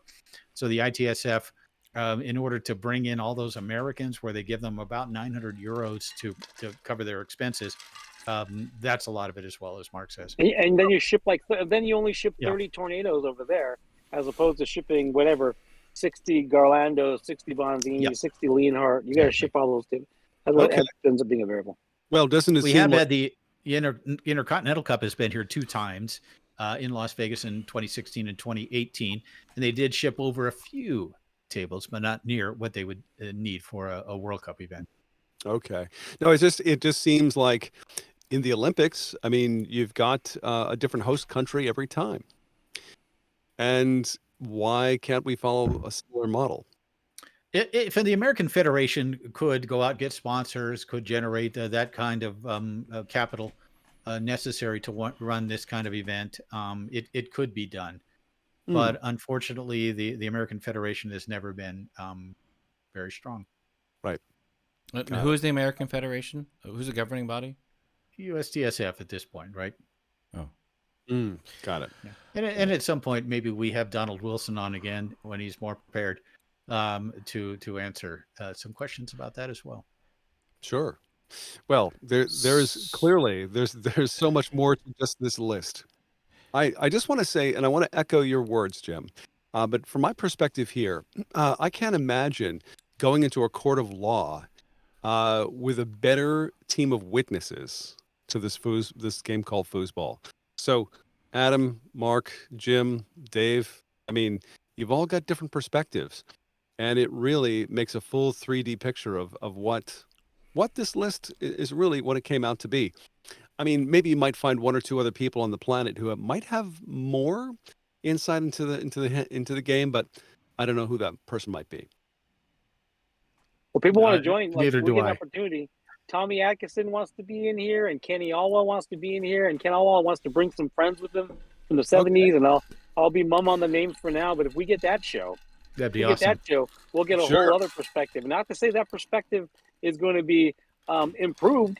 It's just going to be different, and it's going to be very, very edifying what that perspective is. Like, it'll be edifying. It'll add color and context in ways that we can't, because in many ways we weren't there where some of these other gentlemen were. So we'll just have more color. Well, maybe for future lists, we could gather 6 people to make the vote, but I'm not sure if that would make any difference. Well, I know I love what Mark is saying. It'd be great, and I know we're teasing it a little bit, but to get some of those players, and we've had a few. And Adam, I know you have something on your mind. You're ready to speak, and I'm going to get here in a minute. But those guys were there, right? They maybe they don't have the dates right, maybe they don't have the wins right, but the impressions we've gotten from those players who have competed back then were fascinating, and there's no way we can duplicate. We do our best to. I was there a little bit, still just a wide-eyed young kid wandering around there, not really knowing what I was seeing, for the most part. But to hear those voices, and I know who you're referring to, Mark, and it'd be fascinating to have those, would be pretty awesome. Adam, you are bursting at the gills here to get something out. I can see it. I'm not. There's so much to take in, because what we're really doing tonight is we're talking about how we talk about foosball, and when we're talking about how we understand ourselves within the scope of foosball. Not just you and I, not just us, because we do what we do here with FoosTalk Live and whatever, but the people that are listening have to listen to this and set their compass north towards what it is that we're saying as far as how they go and they play. And I just wonder, how many times could you go up to one of these players at any one of these tournaments, and I'm just going to do this, and not to be rude, but to be like, have you considered why you're losing? Is it because you suck? And is it not fair to ask that? You suck. Quit sucking. Right? And if you what is going on? Okay, I'm listening. Yeah, just finish your delivery, Mark. Don't interrupt. No. But what I'm saying is that, like, I was very pissed off tonight during this conversation because I don't like being challenged. But at the same time, I have to accept that, and I have to listen to what we're talking about and grow and move on from it. As much as I know that the both of you two do when I talk, maybe not Gummison. I don't know. He's not here to defend himself, so screw him.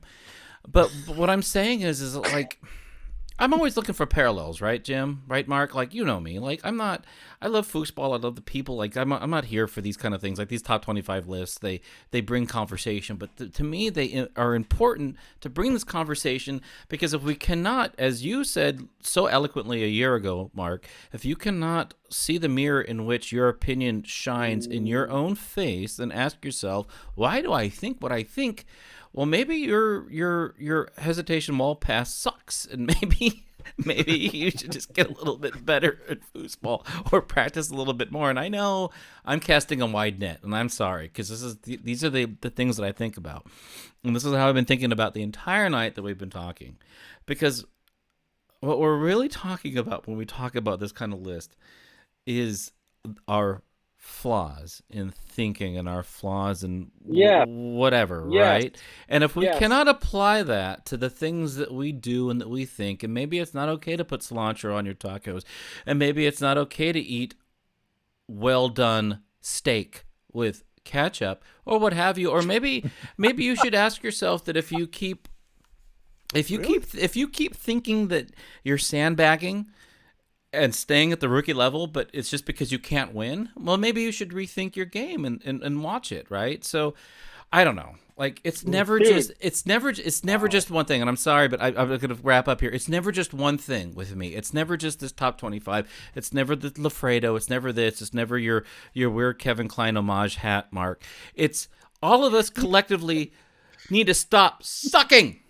Getting better and being a little bit more self-introspective and accepting it. Okay, Mark. Listen, man. There's a lot of meta shit going on here, and I'm not kidding when I said it's not your fault. I don't know what the hell we've tapped into. It's some PTSD childhood shit, but I love it. Let's go with it. But let's talk about. Let me show you how I like to pride myself on a lot of ways to becoming ego unattached to certain things. And this list is a prime example. For example, let me give you an example. We start this off with, I screwed up, Lafredo was too low. And then we go to, how the hell, I discriminated against Jeep because I don't like the way his game looks. As a matter of fact, they elevated Swan over Adrian because I like the way his game looked. This is me making attempts to look in the mirror and say, how did I fail in this list? And I am okay with that. I failed all over this list, but guess what? We failed as a foursome because we made mistakes. I mean, I don't know if everyone if you stand by Dave Gummison outright says, I forgot about Jeep. You want to know why? Because Jeep is flipping forgettable. You want to forget about Jeep. You don't want to Terry Moore told me he quit playing foosball because he lost to Jeep. He said, I lost to Jeep and that was it. I was done playing foosball. That's how, and so Jeep got discriminated against because his game isn't pretty. And I think the same, if you look in the mirror, and I'm not saying this is true or not, Brandon's game might have been elevated because you're intrigued with his game. And a lot of people do that with Ryan Moore. They say, because Ryan, oh my gosh, no one's ever going to hit the ball like Ryan. So Ryan moves up. And this is the human element. And the human element, buddy. That's right. All it is. It's the human condition, and it's human. And we're manifesting it, and we're not perfect. We're absolutely imperfect. And if you can't ingratiate yourself into your imperfections, that's a failure in itself. And it's funny. This is the last thing I'll say. The top 50 list, I challenged a bunch of people. They made them very uncomfortable. As a matter of fact, one master was so uncomfortable, he had to call me out. He didn't want Cindy Head in our top 50 list because he felt like it should only be men. And there was more than one person who felt that. And I said, you don't know our criteria. If you don't know our criteria, okay, without our criteria, how could you make that assessment? And if you don't want women on this list, because you don't even know the criteria, you got to look in the mirror and ask yourself, why? Yeah. Why don't you want women? And that's a deep thing. It gets really, really deep when you got to look at your biases and look at your upbringing and say, why the hell do I think the way I think? Why do I think the way I think? Anyway, kid show. I'm getting passionate about this.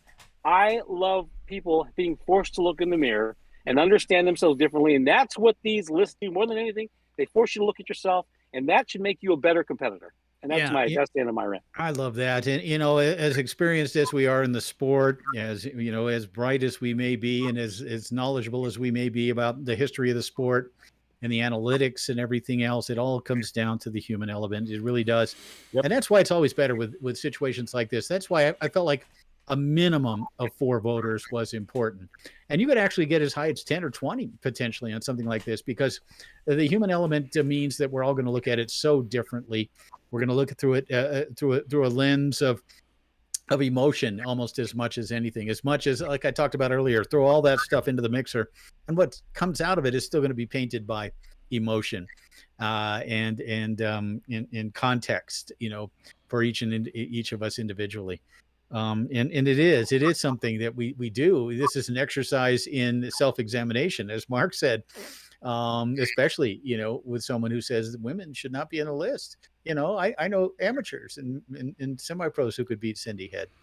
I'm not sure that's true, but that isn't really what it's about. That wasn't the criteria, but it is the human element, and we are certainly flawed as humans, except for you, Mark. Well, there's that. I'm the most broken person.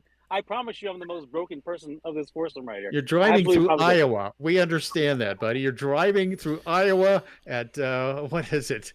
At 10 p.m. on a Sunday night, and you're driving through snowy, cold Iowa. So I could that speaks for itself, bud. Speaks for itself. I could be in an operating room. So I could be in an operating room at 6 a.m. and not have to start driving at 3 a.m. Details. It's Iowa. But listen, I want to say one last thing, and it's very relevant. I just came off of a 5-day work meeting, and in that work meeting, we had something called War Games. And War Games is an exercise where you have to study the competitive profiles of your competitors, and then you basically battle with your competitor's profile of surgical equipment. It's a whole thing, okay? So we had to do weeks of studying and create presentations, and then we battled it out. And I'm proud to admit that my team won the War Games. But here's what's important about this. It's an empathy exercise, because when you have to stand in the feet of your competitors and say things about your and other people's product lines, it forces you to embody someone else's perspective. And all it does is elicits growth and self-actualization in ways that you're not capable of unless you do this empathy exercise. And I think when we go to 2, I said one last thing earlier about it should make you a better competitor, looking in the mirror and having that level of introspection. The other piece of that is the empathy piece, where we stand in each other's shoes and we understand why you got to stand in Fred's shoes and Mario's shoes, and you got to be that person for a moment as much as you can, because there's an existential limitation on how much you can do that. But you do as much as you can, and you learn more about yourself, and people are afraid to do that. And I'll say that because it matters competitively. When you could, Tony has to step inside your body and in your mind so he could break your ass down. He anticipates what you're going to do because he's figured it out. It's an empathy exercise at the master level, getting in your opponent's head and playing at the high level, and it just makes you better. And I think people that are listening to this and hearing all the meta messaging that's going on about these lists and yourself in the mirror, make it an empathy exercise. Don't make it an exercise in narcissism. Don't make it an exercise in egomania. Try to figure out why people really think the way they think, and then have sensitivity to that and compassion, and then make you a better competitor. And Wow, that's great. Real quick. I just want to thank my empathy exercise tonight, because we've already said everything more than twice, I think. But Tom, my empathy exercise for you is that you've been drinking what I would imagine is what cotton candy pea tastes like all night with that, and I appreciate you doing that. And I think you're a gift. I don't think you're actually drinking more. I think you just keep taking little micro sips. It's still the same beer, right? And in the same cup. It still tastes amazing. Let's send help. You sure you don't want to have some more? No. And on that note, hey, by the way, it's USTSO, not USDSF. Thank you, Keith Glenn. Federations come and go. And for me, as you guys know, if you've seen the interview with Donald Wilson, I don't think the USGSO is doing enough. I think they should be doing more, including possibly bringing the World Cup to the U.S. There you go. Voila. Guys, this is amazing. And if, hopefully if Adam recovers fully by next week, we'll be back together again. What do you say? That sounds good. Yeah, it's always fun. Let's see if we can top this one. So, parting shots for the evening. Jim, you may begin. I guess for me, it's been several months. I haven't worked a tournament since early November at the Colorado State Championships. And right now, the next one on the horizon would be, I think, Las Vegas, the Hall of Fame Classic would be the next one, with others to come, Texas State, maybe who knows what else. But I'm kind of looking forward to hanging out with the Inside Foos crew and covering some foosball. It's something I did for so long, for so many times a year, and it certainly has been cut back a little bit. But I look forward to hanging out with Adam, and hopefully with Mark somewhere, and hopefully maybe with even with you, Tom. I'm planning on it. Yeah, for the Hall of Fame. Yeah, absolutely. It's a bucket list thing. Adam, parting shots. Here's my parting shot, and I love what we do, and I love all this, and you've already heard everything I've said, but I feel like this is targeted at maybe a majority or medium majority group of foosball players. I want to know, and maybe they don't care, but like, how do we get younger people involved? How do we get them interested? Like, what do we do? Like, how do we change that? Like, I don't know. That's just what's on my mind. This list, this list we just talked about. You know what it does. You know what it does for me, and I know I'm interjecting here, but you know what it does for me. It makes me miss John O'Brien. Yeah. Oh yeah. Yeah. Oh, absolutely. Wow. Mark, parting shots. I want to give a shout out to Keith Glenn. Keith Glenn, thank you so much. He's uploaded the 2000. We want to archive digitally where it's always going to be available, the Inside Foos archive. And Keith has gone through the painstaking work of recently uploading the 2002 Tornado World Championships. It's on InsideFoos.com now. And Keith is going to be doing tons of work getting an event uploaded. So go to InsideFoos.com to see the 2002 World Championships. Jim, you got something to say about that event? Yeah, it's a Fred triple. 2002 was a Fred triple. Wow. Boom. We keep talking about this guy, Frederic. If you haven't seen him play, or it's been a while since you've seen him play, you'll see foosball evolve to a fifth dimension that we don't think anyone else will get to. You can see the 02 World Championships. Frederico, one of his... Did he triple 5 times or 3 times? How many times? 5 times. Yep. He tripled 5 times. What was the next after that? 2? 2004. No, I mean how many other triples have there been? Like how many? Murray. Steve Murray in 87, and then Ryan Moore. Fred 5 times, and then Ryan Moore. Wow. Not bad. Fred tripled 5 times. 5 times. Is that ridiculous? Wow. See the 2000, and he probably won 9 events that week. We will never, ever. Yes, he won 9 events. We will never see anything again like Frederic Collignon. Anyway, 2002 World Championships, InsideFoos.com. Thanks, Keith Glenn, and there'll be more coming up, and I'll promote that everywhere. Anyway, that was a good one too, guys. Watch it; it's a good one. Real quick. Yep. I bet you if Fred played more on the tour, he wouldn't have won as much because people would have figured him out. Anyways, go ahead. Percentage wise, or anyway, that's an argument for another day for sure. It's a good one. I don't know. I have to think about it. Think about it. I think about it. Yeah, put your other thinking cap on. Wouldn't have won as much. Hey, man, bud. It didn't slow him down on any other table. I don't. If history is a guide, he would have won more. Yeah, well, if history is a guide, then we can look at the Dynamo Tour. So, anyways, go ahead. Yeah, there's so much material out there. I mean, so much history that's waiting for us to see, and of course, that's to our benefit. Thank you, Jim, for that. So, just thank you, Jim. Quick mention about the future here. House of Tournaments presents the Moneyball Northwest Foosball Tournament. It's coming up on February 16th through the 19th at the Hyatt Regency in Portland, Oregon. The reason I say this is a House of Tournaments event. This is going to be unprecedented, right, Adam? Yes.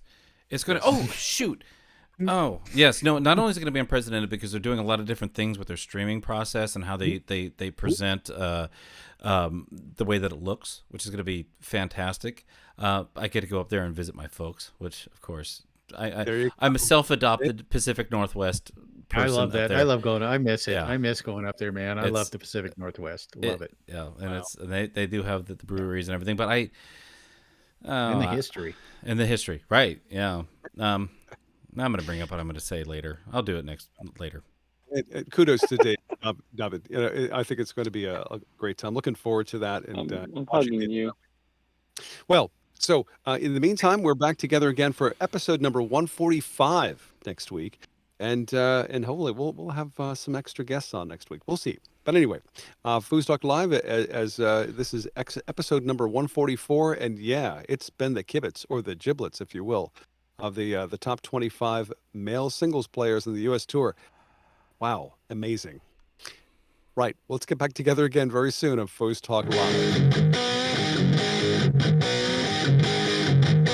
Foosball tournaments are everywhere.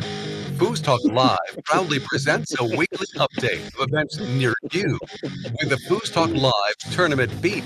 Time to make your plans with the 2023 Kentucky State Tour kickoff February 1st through the 5th at the Clarion Hotel in Lexington, Kentucky. It's the next 518 Foosball Smashdown, Saturday, February 11th at Trick Shots Billiards and Wicked Eatery, Route 9, Clifton Park, New York. The Moneyball Northwest Foosball Tournament happening February 16th through the 19th at the Hyatt Regency in Portland, Oregon. Don't miss the $5,000 DFW Championships of Foosball February 17th through the 19th. Carrollton Chop Shop Sports Garage, Carrollton, Texas. Here comes the $12,000 Georgia State Championships, February 23rd through the 26th at Embassy Suites in Atlanta, Georgia. The Wisconsin State Championships are being held March 16th through the 19th at Mad Apple Billiards, Appleton, Wisconsin.